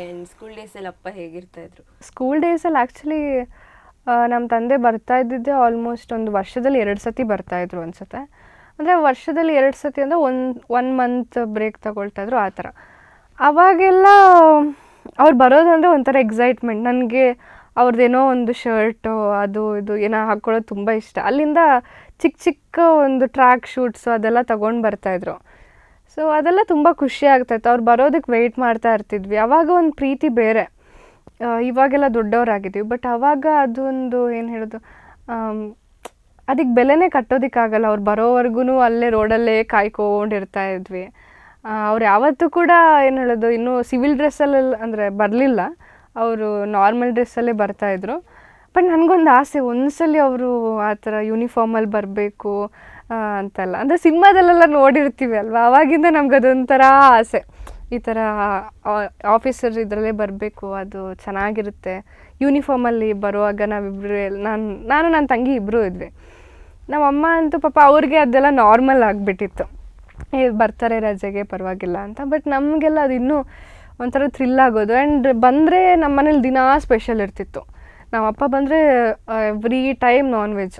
ಸೊ ನಮ್ಗೆ ಅದೆಲ್ಲ ಒಂಥರ ಅವ್ರು ಬಂದರೆ ಪ್ಲಸ್. ಇಲ್ಲಾಂದರೆ ನಮ್ಗೆ ಅದೆಲ್ಲ ಸಿಗಲ್ಲ. ನಮ್ಮಮ್ಮ ಬರೀ ವೀಕೆಂಡ್ಸ್ ಮಾತ್ರ ಮಾಡೋದು. ಅವ್ರು ಬಂದರೆ ಎವ್ರಿ ಡೇ ಇರ್ತಾಯಿತ್ತು. ಎವ್ರಿ ಡೇ ಎಂಜಾಯ್ ಮಾಡ್ತಿದ್ವಿ. ರಿಲೇಟಿವ್ಸ್ ಮನೆಗೆ ಹೋಗ್ತಾಯಿದ್ವಿ, ಸ್ಕೂಲಿಗೆ ಚಕ್ಕರ್ ಹಾಕ್ತಿದ್ವಿ. ಸೊ ಇದೆಲ್ಲ ನಮಗೆ ಖುಷಿ ಇರ್ತಿತ್ತು ಅಪ್ಪ ಬಂದರೆ. ಎಸ್, ಸ್ಕೂಲಲ್ಲಿ ಹೇಗಿರ್ತಾ ಇತ್ತು? ಬಿಕಾಸ್ ಅಫ್ಕೋರ್ಸ್ ಹೆಣ್ಮಕ್ಳಿಗೆ ಅಪ್ಪ ಅಂದ್ರೇನೆ ಸೂಪರ್ ಹೀರೋ. ಅದರಲ್ಲೂ ಆರ್ಮಿಲಿ ಆಫೀಸರ್ ಅಂತಂದ್ರೆ ಸ್ಕೂಲಲ್ಲೆಲ್ಲ ಹೆಂಗಿರ್ತಾ ಇತ್ತು? ಸ್ಕೂಲಲ್ಲಿ ಎಲ್ಲರೂ ತುಂಬ ಭಯ ಪಡ್ತಾಯಿದ್ರು ಆ್ಯಕ್ಚುಲಿ. ಅಂದರೆ ಅವ್ರ ಅಪ್ಪ ಆರ್ಮಿಲಿರೋದು ಅಂತ. ಬಟ್ ತುಂಬ ಜನ ಫ್ಯಾನ್ ಫಾಲೋವಿಂಗ್ಸ್ ಇದ್ದರು ಆವಾಗಲೇ. ಆದರೆ ನಮ್ಮಪ್ಪ ಏನು ಮಾಡ್ತಾಯಿದ್ರು, ಬರುವಾಗಲೇ ಪಿಸ್ತೂಲ್ನ ಇಲ್ಲಿ ಪಾಕೆಟ್ ಹತ್ರ ಇಟ್ಕೊಂಡು ನಮ್ಮನ್ನ ಬಂದು ಬಿಟ್ಟು ಹೋಗ್ತಾಯಿದ್ರು. ಸೊ ಎಲ್ಲರೂ ಫುಲ್ ಭಯ ಪಡ್ಕೊಳ್ತಾಯಿದ್ರು, ಅವರಪ್ಪ ಆರ್ಮಿಲಿರೋದಪ್ಪ, ಶೂಟ್ ಮಾಡಿ ಬಿಸಾಕ್ಬಿಡ್ತಾರೆ, ಸುಮ್ಮನೆ ಯಾರೂ ಅವಳ ವಿಷಯಕ್ಕೆ ಹೋಗಬೇಡಿ ಅಂತ. ಟಿಲ್ ಕಾಲೇಜ್ ಹಾಗೇ ಇತ್ತು. ಅಂದರೆ ಪ್ರತಿಯೊಬ್ಬರೂ ಹೇಳಿದ್ರೆ ಆರ್ಮಿಯವ್ರ ಮಗಳು ಅವಳು, ಸ್ವಲ್ಪ ಭಯ ಭಕ್ತಿ ಇರಲಿ ಅನ್ನೋ ಥರ. ನೀವಾಗಲೇ ಹೇಳಿದ್ರಿ ಸರ್, ನಾನು ಕಾಲೇಜ್ಗೆ ಹೋಗ್ತಿದ್ದೀನಿ ಅಂತ ಹೇಳಿದೆ ರಾಮಾಚಾರಿ ಸೀರಿಯಲ್ ಸೆಲೆಕ್ಟ್ ಆದಾಗ ಅಂತ. ಅದು ಬಿಟ್ಟು ಈ ಕಡೆ ಬಂದ ಮೇಲೆ ಏನಾದರೂ ನಾನೇನೋ ಕಾಲೇಜ್ ಡೇಸ್ ಮಿಸ್ ಮಾಡ್ಕೋತಿದ್ದೀನಿ ಆ ಥರ ಎಲ್ಲ ಅನಿಸಿದ್ಯಾ? ಅದನ್ನು ಕೇಳ್ತಿರಲ್ಲ. ನನಗೆ ಏನು ಹೇಳೋದು, ನನಗೆ ಫ್ರೆಂಡ್ಸು, ಕಾಲೇಜಲ್ಲಿ ಎಂಜಾಯ್ಮೆಂಟ್ ಅದೆಲ್ಲ ಏನಾಯಿತು, ನಾನು PUನೂ ಕೋವಿಡಲ್ಲಿ ಹೋಯಿತು. ಆಮೇಲೆ ಸಹ ಕೋವಿಡ್ ಹೋಯಿತು. ಸೊ ನನಗೆ ಆ ಕಾಲೇಜ್ ಎಂಜಾಯ್ಮೆಂಟ್ ತುಂಬ ಸಿಗಲಿಲ್ಲ, ತುಂಬ ಕಮ್ಮಿ. ಅಂದರೆ ಫಸ್ಟ್ PU ಟೈಮಲ್ಲಿ ಒಂದು ಸಿಕ್ತು ಬಿಟ್ಟರೆ ತುಂಬ ಕಮ್ಮಿ ಸಿಕ್ಕಿದ್ದು. ಸೊ ನಂಗೆ ಇವಾಗ ಅನ್ನಿಸ್ತಾ ಇರುತ್ತೆ, ನನ್ನ ತಂಗಿ ಲಾ ಮಾಡ್ತಾ ಇದ್ದಾಳೆ, ನಾನೇ ಅವಳನ್ನ ಓದಿಸ್ತಾ ಇರೋದು. ಸೊ ರಾಮಾಯಣದಲ್ಲಿ ಮಾಡ್ತಾ ಇರೋದು. ಅವಳು ಬಂದುಬಿಟ್ಟು ಹೇಳ್ತಾ ಇರ್ತಾಳೆ, ನನ್ನ ಕಾಲೇಜಲ್ಲಿ ಈ ಥರ ಎಂಜಾಯ್ ಮಾಡಿದ್ವಿ ಹಾಗೆ ಹೇಗೆ ಅಂತ. ಅವಾಗ ನಾನು ಹೋಗಬೇಕಿತ್ತು, ಎಲ್ಲ ಮಿಸ್ ಮಾಡ್ಕೊಳ್ತಾ ಇದ್ದೀನಿ ಅಂತ ಅನಿಸುತ್ತೆ. ಬಟ್ ಇವಾಗ ರೆಸ್ಪಾನ್ಸಿಬಿಲಿಟಿ ಜಾಸ್ತಿ ಇದೆ. ಅಮ್ಮನೂ ನೋಡ್ಕೊಳ್ಬೇಕು, ತಂಗಿದು ಸ್ಟಡೀಸಿಂದ ಹಿಡಿದು ಇನ್ನೂ ಅವಳದು ಫ್ಯೂಚರ್ ಬಗ್ಗೆ ಎಲ್ಲ ಯೋಚನೆ ಮಾಡಬೇಕು. ಸೊ ಅವಾಗ ಅನಿಸುತ್ತೆ ಪರವಾಗಿಲ್ಲ, ಇಟ್ಸ್ ಓಕೆ, ನಾನೇನು ಮಾಡೋಕ್ಕಾಗ್ತಾ ಇಲ್ವೋ ಅದನ್ನು ನನ್ನ ತಂಗಿ ಮಾಡಲಿ ಅಂತ ಅನಿಸುತ್ತೆ. ಎಸ್, ಈಗ ನೆಕ್ಸ್ಟ್ ಆ್ಯಕ್ಚುಲಿ ತಂಗಿ ಬಗ್ಗೆ ಕೇಳೋಣ ಅಂದ್ಕೊಂಡೆ. ತಾಯಿ ಬಗ್ಗೆ ಆ್ಯಕ್ಚುಲಿ ಸಾಕಷ್ಟು ಹೇಳಿದ್ದೀರಾ ಟಿವಿ ಶೋಸಲ್ಲಿ, ಅಮ್ಮನೇ ಸಪೋರ್ಟ್ ಮಾಡಿದ್ದು, ಇದಕ್ಕೆಲ್ಲ ಅಮ್ಮನೇ ಕಾರಣ ಅಂತ. ಸೊ ತಾಯಿ ಬಗ್ಗೆ ಹೇಳಿ. ಆ್ಯಂಡ್ ಆಲ್ಸೋ ನಿಮ್ಮ ತಂಗಿ ಅವ್ರಿಗೇನಾದರೂ ಆ್ಯಕ್ಟಿಂಗಲ್ಲಿ ಇಂಟ್ರೆಸ್ಟ್ ಇದೆಯಾ? ಆ್ಯಕ್ಚುಲಿ ನಂಗೆ ತುಂಬ ಜನ ಕೇಳ್ತಾರೆ, ನೀವಿಬ್ಬರು ಟ್ವಿನ್ಸ್ ಥರ ಇದ್ದೀರಾ. ನಾನು ಸೆಟ್ಟಲ್ಲಿ ತಮಾಷೆ ಮಾಡ್ತಿದ್ರು, ನಿನ್ಗೇನಾದರೂ ಹುಷಾರಿಲ್ಲ ಅಂದರೆ ಅವಳನ್ನ ಒಂದು ದಿವಸಕ್ಕೆ ನಾವು ಚೀಟ್ ಮಾಡ್ಕೊಳ್ತೀವಿ ಬಿಡು ಅಂತ. ನಾನು ಹೇಳಿದೆ, ನೀವೇ ನಾನು ಕರ್ಕೊಂಡು ಬಂದು ಬಿಡ್ತೀನಿ, ನೀವೇ ಜಪ್ಪಯ್ಯ ಅಂದ್ರೂ ಅವಳು ಮಾಡಲ್ಲ. ಅಂದರೆ ಅವಳು ತುಂಬ ಸಂಕೋಚ ಸ್ವಭಾವ ಅವಳಿಗೆ. ಅಂದರೆ ಚಿಕ್ಕ ವಯಸ್ಸಿಂದನೂ ಅವಳು ಒಂಥರ ಹೇಗೆ ಅಂದರೆ ತುಂಬ ಸೈಲೆಂಟು. ಅವಳದಾಯಿತು, ಅವಳ ಕೆಲಸ ಆಯಿತು ಅಷ್ಟೇ, ಬಿಟ್ಟರೆ ಬೇರೆ ಏನೂ ಇಲ್ಲ. ಆಮೇಲೆ ಅವಳಿಗೆ ಎಕ್ಸ್ಟ್ರಾ ಕರಿಕ್ಯುಲರ್ ಆ್ಯಕ್ಟಿವಿಟೀಸ್ ಅಂದರೆ ಸ್ವಲ್ಪ ದೂರ ಅವಳಿಗೆ. ಅವಳು ಓದ್ತಾಳೆ, ಬಿಟ್ಟರೆ ಮನೇಲಿ ಇರ್ತಾಳೆ ಅಷ್ಟೇ, ಬಿಟ್ಟರೆ ಬೇರೆ ಏನೂ ಮಾಡ್ತಿರ್ಲಿಲ್ಲ. ಸೊ ಇವಾಗಲೂ ಹಾಗೆ ಕಂಟಿನ್ಯೂ. ಅವಳು ಅವಳ ಫ್ರೆಂಡ್ಸ್ ಜೊತೆ ಎಂಜಾಯ್ ಮಾಡ್ತಾಳೆ, ಇಲ್ಲಾಂದರೆ ಮನೇಲಿ ಇರ್ತಾಳೆ, ಕಾಲೇಜ್ಗೆ ಹೋಗ್ತಾಳೆ ಅಷ್ಟೇ. ಸೊ ಹಾಗೆ ನೋಡೋಕೆ ಹೋದರೆ ನನಗೆ ಅವಳು ತಂಗಿ ಅನ್ನೋದಕ್ಕಿಂತ ಒಂದು ಬೆಸ್ಟ್ ಫ್ರೆಂಡ್. ನನಗೇನೇ ನನ್ನ ಸೀಕ್ರೆಟ್ ಇದ್ರೂ ಅದು ಅವಳಿಗೆ ಗೊತ್ತಾಗ್ಬಿಡುತ್ತೆ. ಅದೇನೋ ಗೊತ್ತಿಲ್ಲ, ಅದೊಂದು ಅದು ಇರುತ್ತೆ, ಎಲ್ಲ ಕಡೆ ಹೇಳ್ತಾರೆ ಅಕ್ಕ, ಹಾಂ, ಅಕ್ಕ ಏನೇ ಹೈಡ್ ಮಾಡಿದ್ರು ತಂಗಿಗೆ ಗೊತ್ತಾಗ್ಬಿಡುತ್ತಂತೆ. ಬಟ್ ತಂಗಿ ಏನೇ ಮಾಡಿದ್ರು ಅಕ್ಕನಿಗೆ ಗೊತ್ತಾಗಲ್ಲ. ಸೊ ಇದನ್ನು ನಾವು ತುಂಬ ಕಡೆ ಕೇಳಿರ್ತೀವಿ. ಅದನ್ನು ನಾನು ತುಂಬ ಸಲ ಎಕ್ಸ್ಪೀರಿಯೆನ್ಸ್ ಮಾಡ್ತೀನಿ. ನಾನು ಏನೋ ಯಾರೋ ಒಬ್ಬರು ಫ್ರೆಂಡ್ ಬಗ್ಗೆನೋ ಏನೋ ಮುಚ್ಚಿಟ್ಟಿರ್ತೀನಿ ಅಂದ್ಕೊಂಡು ನೆಕ್ಸ್ಟ್ ಡೇ ಅವಳು ಹೇಳ್ತಾಳೆ ನನಗೆ ಗೊತ್ತು ಬಿಡು ಅಂತ. ಬಟ್ ನಾವು ಅಂದರೆ ಮೋರ್ ದೆನ್ ಫ್ರೆಂಡ್ಸ್. ಇವಾಗ ತಂಗಿ ಅಕ್ಕ ಅನ್ನೋ ಥರ ಯಾವತ್ತೂ ನಾವು ಇರಲಿಲ್ಲ. ಬಟ್ ನಾನು ತುಂಬ ಸ್ಟ್ರಿಕ್ಟ್, ಬೇರೆ ವಿಷಯದಲ್ಲೆಲ್ಲ ನಾನು ತುಂಬ ಸ್ಟ್ರಿಕ್ಟ್. ಯಾಕಂದರೆ ನನಗೆ ರೆಸ್ಪಾನ್ಸಿಬಿಲಿಟಿ ಜಾಸ್ತಿ ಇರೋದ್ರಿಂದ ನಾನು ಚಿಕ್ಕ ಪುಟ್ಟದಕ್ಕೂ ರೆಸ್ಟ್ರಿಕ್ಟ್ ಮಾಡ್ತೀನಿ. ಯಾಕಂದರೆ ನನ್ನ ತಂಗಿ ಎಲ್ಲೂ ಏನೂ ಪ್ರಾಬ್ಲಮ್ ಆಗಬಾರ್ದು, ಅವಳ ಲೈಫ್ ತುಂಬ ಏನು ಹೇಳೋದು ತುಂಬ ನೀಟಾಗಿ ಹೋಗಬೇಕು ಅಂತಲೇ ನಾನು ಇಷ್ಟೂ ಎಫರ್ಟ್ ಹಾಕ್ತಾ ಇರೋದು. ಸೊ ಅವಳು ಅಷ್ಟೇ, ಅವಳು ಹೇಗೆ ಅಂದರೆ ಅವಳು ನಾನು ಕೇಳದೆ ಏನೂ ಮಾಡಲ್ಲ. ಏನಾದರೂ ಮಾಡಿದ್ರೂ ಅವಳೇ ಬಂದು ಒಪ್ಕೊಂಡು ಬಿಡ್ತಾಳೆ, ಓ ಹಿಂಗೆ ಆಗ್ಬಿಡ್ತು, ಸಾರಿ ಹೇಳಲಿಲ್ಲ ಅಂತ. ಮತ್ತು ನಾನು ಬೈಯೋದು ಮಾಮೂಲಿ, ಬಟ್ ಅವಳೇನು ಮುಚ್ಚಿಟ್ಕೊಳ್ಳಲ್ಲ, ಎಲ್ಲನೂ ಹೇಳ್ತಾಳೆ. ಆ್ಯಂಡ್ ಇಬ್ಬರು ಒಬ್ರಿಗೊಬ್ರು ತುಂಬ ಸಪೋರ್ಟಿವ್ ಇದ್ದೀವಿ. ಇವಾಗ ನಾನು ನಮ್ಮ ಅಮ್ಮನ ಹತ್ರ ಏನು ಹೇಳೋಕ್ಕಾಗಲ್ವೋ ಅದನ್ನು ಅವಳ ಹತ್ರ ಶೇರ್ ಮಾಡ್ಬೋದು. ಅವಳು ಅಷ್ಟೇ, ಏನು ಅವ್ರ ಹತ್ರ ಹೇಳೋಕ್ಕಾಗಲ್ವೋ ಅದನ್ನು ನನ್ನ ಹತ್ರ ಶೇರ್ ಮಾಡ್ತಾಳೆ. ನಾವಿಬ್ಬರು ಏನು ಹೈಡ್ ಮಾಡ್ಕೊಳ್ಳಲ್ಲ, ಇಬ್ಬರು ಹೇಳ್ಕೊಳ್ತೀವಿ. ಆ್ಯಂಡ್ ಕಾಸ್ಟ್ಯೂಮ್ ಅಂತ ಬಂದರೂ ಅಷ್ಟೇ, ಅವಳು ಹೇಗೆ ಅಂದರೆ ಈಗ ನನ್ನ ಬ್ಲೌಸಿಗೆ ತುಂಬ ಜನ ಫ್ಯಾನ್ಸ್ ಇದ್ದಾರೆ ಅಂತ ಹೇಳ್ತಾ ಇರ್ತಾರೆ. ಬಟ್ ಪ್ರತಿ ಸಲ ಅವಳೇನು ಹೇಳ್ತಾಳೆ, ಏನು ಬ್ಲೌಸಿಗೆ ಫ್ಯಾನ್ಸ್ ಅಂತ ಹೇಳ್ತಾರೆ, ನಾನು ಕೊಡ್ತೀನಿ ಡಿಸೈನ್ಸು ಅದನ್ನು ಹೊಲಿಸು ಅಂತ. So every time she is kind of support system. ಅಂದರೆ ಯಾವುದೇ ಒಂದು ಚಿಕ್ಕ ಪುಟ್ಟ ವಿಷಯದಲ್ಲೂ ಅದು ಮಾಡು, ಇದು ಮಾಡು, ಅದಕ್ಕೆ ಟ್ರೈ ಮಾಡು. ಇವಾಗ ಯಾವುದೋ ಒಂದು ಸಿನಿಮಾ ಬಂತಂದರೆ ಅದೆಲ್ಲ ಮಾಡಬೇಡ, ಇನ್ನೂ ಟೈಮ್ ತಗೋ, ಇನ್ನೂ ಟೈಮ್ ಇದೆ, ಇನ್ನೂ ನಿನಗೆ 21 ಆ ಥರ. So she is very supportive. ಅಮ್ಮನೂ ಅಷ್ಟೇ, ಅಮ್ಮ ಅಂತ ಬಂದರೆ ನನಗೆ ಅರ್ಲಿ ಮಾರ್ನಿಂಗ್ ಶೂಟ್ ಇದೆ ವಾಟ್ ಎವರ್, ಒಂದೊಂದು ಸಲ ನಾನು ಎದ್ದೇಳಿಸೋದಿಲ್ಲ. ಇವಾಗ 5 ಗಂಟೆ ಕಾಲ್ ಶೀಟ್ ಅಂತೆಲ್ಲ ಅದು 6 ಗಂಟೆ ಕಾಲ್ ಶೀಟ್ ಆದರೆ 5 o'clock ನಾವು ಮನೆಯಿಂದ ಬಿಡಬೇಕು. ಆ ಥರ ಇದ್ದಾಗ ನಾನು ಎದ್ದೇಳಿಸೋದಿಲ್ಲ, ಪಾಪ ರೆಸ್ಟ್ ಮಾಡಲಿ ಅಂತ. ಅವರು ಆದ್ರೂ ಅಷ್ಟೊತ್ತಿಗೆ ಎದ್ದು ನನ್ನನ್ನು ಒಂದೊಂದು ಸಲ ಎದ್ದೇಳಿಸಿ ಬ್ರೇಕ್ಫಾಸ್ಟ್ ಎಲ್ಲ ಮಾಡಿಕೊಟ್ಟು ಮತ್ತೆ ಮಲ್ಕೊಳ್ತಾರೆ. ಸೊ ನನಗೆ ಇಲ್ಲಿವರೆಗೂ ನನ್ನ ದೊಡ್ಡ ಸಪೋರ್ಟ್, ನಾನು ಏನೇ ಮಾಡಿರ್ಬೋದು, ಏನೇ ಜನ ನನ್ನ ಪೋರ್ಟ್ರೇ ಮಾಡಿರ್ಬೋದು, ಅದಕ್ಕೆಲ್ಲ ರೀಸನ್ ನಮ್ಮಮ್ಮ. ಅವರಿಲ್ಲ ಅಂದರೆ ನಾನು ಏನೂ ಮಾಡ್ತಾ ಇರಲಿಲ್ಲ. ಬಿಕಾಸ್ ನನಗೆ ಇಷ್ಟುವರೆಗೂ ಒಂದು ಅರ್ಥ ಆಗಿರೋದಂದರೆ, ತಂದೆ ಅಥವಾ ತಾಯಿ ಸಪೋರ್ಟ್ ಇಲ್ಲ ಅಂದರೆ ನಾವೇನೂ ಮಾಡೋಕ್ಕಾಗಲ್ಲ. ಅವರಿದ್ದರೆ ಮಾತ್ರ ನಾವೇನೋ ಲೈಫಲ್ಲಿ ಏನೋ ಆಗೋದಕ್ಕೆ ಸಾಧ್ಯ. ಇವಾಗ ಎಷ್ಟೋ ಜನ ಹೇಳ್ತಾರೆ, ಅಪ್ಪ ಅಮ್ಮ ಬೇಡ, ನಾವು ಲೀಡ್ ಮಾಡ್ಕೊಳ್ತೀವಿ. ಆಗಲ್ಲ. ಯಾರೋ ಒಬ್ಬರು ಇರಬೇಕು ನಮ್ಮ ಜೊತೆ, ಯಾರೋ ಒಬ್ಬರು ನಾನು ಇದ್ದೀನಿ ನೀನು ಮುಂದೆ ಹೋಗು ಅಂತ ಪುಷ್ ಮಾಡೋರು ಇದ್ರೇ ನಾವೇನೋ ಒಂದು ಮಾಡೋಕ್ಕೆ ಸಾಧ್ಯ. ಸೊ ಆ ಥರ ನೋಡೋದಾದರೆ ನನಗೆ ತಂದೆ ತಾಯಿ ಇಬ್ಬರೂ ನಮ್ಮ ಅಮ್ಮನೇ. ಅಂದರೆ ಇಲ್ಲಿವರೆಗೂ ಏನೇ ಮಾಡಿದ್ರೂ ಎಷ್ಟೇ ಹೊತ್ತಾಗಲಿ ನಮ್ಮಮ್ಮ ಇರ್ತಾರೆ ನನ್ನ ಜೊತೆ. ಸೊ ನಾನು ತುಂಬ ಕಡೆ ನಾನು ಶೂಟಿಂಗ್ ಟೈಮಲ್ಲೆಲ್ಲ ನಮ್ಮಮ್ಮನ ಕರ್ಕೊಂಡು ಹೋಗಿದ್ದೀನಿ. ನಮ್ಮಮ್ಮ ಯಾವತ್ತೂ ಬೇಜಾರು ಮಾಡಿಕೊಂಡೂ ಇಲ್ಲ, ಅಯ್ಯೋ ಅಲ್ಲಿ ಬೋರ್ ಆಗುತ್ತೆ. ಇವಾಗ ಆಬ್ವಿಯಸ್ಲಿ ನಾವೇನೋ ಬ್ಯುಸಿ ಇರ್ತೀವಿ ಕೆಲಸದಲ್ಲಿ ಅಲ್ಲಿ, ಬಟ್ ಅಮ್ಮನಿಗೆಲ್ಲ ಹಾಗಲ್ವಲ್ಲ, ಅವ್ರಿಗೂ ಪಾಪ ಬೋರ್ ಆಗುತ್ತೆ, ಅಲ್ಲಿ ಏನು ಮಾಡೋಕ್ಕಿರುತ್ತೆ ಅವ್ರಿಗೆ. ಅವ್ರು ಯಾವತ್ತೂ ಬೇಜಾರು ಮಾಡ್ಕೊಂಡಿಲ್ಲ. ಅವ್ರ ಪಾಡಿಗೆ ಆರಾಮಾಗಿರ್ತಾರೆ, ಅವ್ರ ಅಕ್ಕ ತಂಗಿ ಜೊತೆ ಆರಾಮಾಗಿ ಮಾತಾಡಿಕೊಂಡು ಎಕ್ಸ್ಪೀರಿಯೆನ್ಸ್ ಹೇಳ್ಕೊಂಡು ಖುಷಿ ಪಡ್ತಾರೆ. ನನ್ನ ಮಗಳ ಜೊತೆ ಶೂಟಿಂಗ್ ಬಂದಿದ್ದೀನಿ, ಕರ್ಕೊಂಡು ಬಂದಿದ್ದಾಳೆ ಅಂತ. ಅವ್ರಿಗೊಂಥರ ಪ್ರೌಡ್. ನಾನು ಇವಾಗ ಏನೇ ಮಾಡಿರ್ಬೋದು, ಇವಾಗ ಎಲ್ಲಿ ಹೋದ್ರೂ ಇವ್ರ ಮಗಳು ಅವ್ರ ಮಗಳು ಅಂತ ಅವ್ರನ್ನ ಗುರ್ತಿಸಲ್ಲ. ಈ ಥರ ಚಾರು ಅವರ ಅಮ್ಮ, ಅವರು ಮೌನ ಅವ್ರ ಅಮ್ಮ ಅಂತ ಹೇಳ್ತಾರೆ. ಸೊ ಅವ್ರಿಗೂ ಒಂಥರ ಖುಷಿ ಇದೆ ಅದರಿಂದ. ನನಗೂ ಅದೊಂಥರ ಖುಷಿ. ಅಂದರೆ ಯಾಕಂದರೆ ಮುಂಚೆ ಆ ರೆಸ್ಪೆಕ್ಟ್ ಫ್ಯಾಮಿಲಿ ಕಡೆಯಿಂದ ಸಿಗ್ತಾ ಇತ್ತೋ ಇಲ್ವೋ, ಬಟ್ ಇವಾಗ ಪ್ರತಿಯೊಬ್ಬರೂ ಅಟ್ಲೀಸ್ಟ್ ನನ್ನ ಮಾತಾಡ್ಸೋದಕ್ಕೆ, ಅಂದರೆ ನನ್ನ ಬಗ್ಗೆ ಕೇಳೋದಕ್ಕಾದರೂ ಅಮ್ಮನ ಹತ್ರ ಬಂದು ಮಾತಾಡಿಸ್ತಾರೆ. ಸೊ ನನಗೆ ಇದಕ್ಕಿಂತ ದೊಡ್ಡ ಸಕ್ಸಸ್ ನನಗೇನು ಅನಿಸಲ್ಲ. ಯಾಕಂದರೆ ನನ್ನ ತಂಗಿ ನಮ್ಮ ಅಮ್ಮನಿಗೆ ಅಥವಾ ನನ್ನ ಫ್ಯಾಮಿಲಿಯವ್ರಿಗೆ ನನ್ನ ಮೇಲೆ ಒಂದು ಪ್ರೌಡ್ ಇದೆ. ನನ್ನ ಮಗಳು ಅಥವಾ ನಮ್ಮ ಅಕ್ಕ ಅಂತ ಹೇಳ್ಕೊಂಡು ಎಷ್ಟು ಖುಷಿಯಾಗಿದ್ದಾರೆ. ಅಥವಾ ಪ್ರತಿಯೊಂದು ಕಡೆ ಹೋದಾಗ್ಲೂ ನಿಮ್ಮ ಥರ ಮಗಳಿರಬೇಕು, ಎಂಥ ಕಷ್ಟ ಇದ್ರೂ ಅಮ್ಮ ಅಥವಾ ತಂಗಿ ಅಂತ ಬಿಟ್ಕೊಟ್ಟಿಲ್ಲ. ಇವಾಗ ನನಗೆ ಹೇಳ್ತಾರೆ, ನೀನು ಇಷ್ಟು ಚಿಕ್ಕ ವಯಸ್ಸಲ್ಲಿ ಈ ಥರ ರೆಸ್ಪಾನ್ಸಿಬಿಲಿಟಿ ತಗೊಳ್ಳೋ ಅವಶ್ಯಕತೆ ಇರಲಿಲ್ಲ ಅಂತ. ಮತ್ತು ನನಗೆ ಎಷ್ಟೋ ಜನ ಹೇಳ್ತಾರೆ, ನೀನು ಫಸ್ಟು ನಿನ್ನ ಲೈಫ್ ನೋಡ್ಕೋ, ಇನ್ನೂ 21 years ನಿನಗೆ, ಇವಾಗಲೇ ನೀನು ಫ್ಯಾಮಿಲಿ ರೆಸ್ಪಾನ್ಸಿಬಿಲಿಟಿ ತಗೊಂಡಿದ್ಯಾ ಅಂತ. ಬಟ್ ನಮ್ಮವ್ರನ್ನ ನಾವು ನೋಡ್ಕೊಳ್ದು ಇನ್ಯಾರು ನೋಡ್ಕೊಳ್ತಾರೆ? ಇವಾಗ ಅಮ್ಮ ಅಂತ ಬಂದಾಗ ಅವ್ರು ನನ್ನ ಕಷ್ಟನೋ ಇಷ್ಟನೋ ತುಂಬ ಚೆನ್ನಾಗಿ ನೋಡ್ಕೊಂಡಿದ್ದಾರೆ. ಚಿಕ್ಕ ವಯಸ್ಸಿಂದನೂ ನನ್ನ ತುಂಬ ಪ್ರೊಟೆಕ್ಟಿವ್ ಆಗಿ ನನಗೇನು ಪ್ರಾಬ್ಲಮ್ ಆಗದೆ ಎಲ್ಲ ಟೈಮಲ್ಲೂ ಸಪೋರ್ಟಿವ್ ಆಗಿ ನಿಂತ್ಕೊಂಡಿದ್ದಾರೆ. ಸೊ ಅವ್ರಿಗೆ ನಾವು ಗ್ರ್ಯಾಟಿಟ್ಯೂಡ್ ತೋರಿಸೋದು ಯಾವ ಥರ ತೋರಿಸ್ಬೋದು? ಅವ್ರನ್ನ ಚೆನ್ನಾಗಿ ನೋಡ್ಕೊಳ್ಬೋದು. ಇವಾಗ ಅಥವಾ ನನ್ನ ತಂದೆಗೆ ಅವ್ರನ್ನ ನೋಡ್ಕೊಳ್ಳೋ ಶಕ್ತಿ ಇಲ್ವೋ ಏನೋ, ಬಟ್ ನನಗಿದೆ.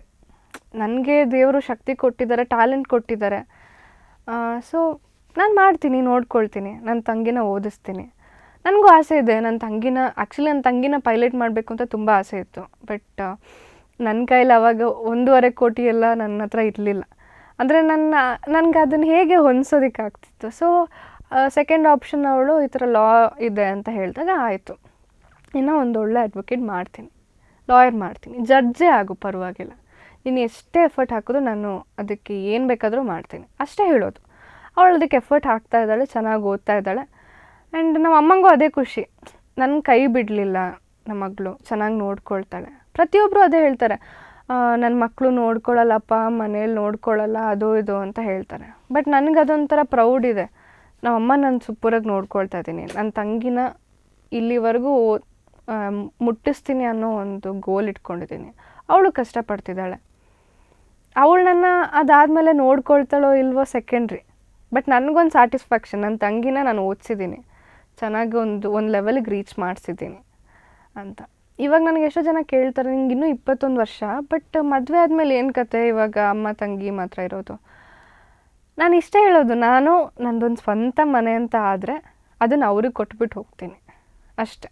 ನನಗೆ ಅಷ್ಟೇ ಗೋಲ್ ಇರೋದು, ನನ್ನ ಅಮ್ಮ ತಂಗಿನ ಒಂದು ಕಡೆ ಸೆಟಲ್ ಮಾಡಬೇಕು, ಯಾರಿಗೂ ಡಿಪೆಂಡ್ ಆಗಬಾರ್ದು. ನನ್ನದೊಂದು ಸ್ವಾಭಿಮಾನ ಅಂತ ಎಲ್ಲರೂ ಹೇಳ್ತಾರೆ.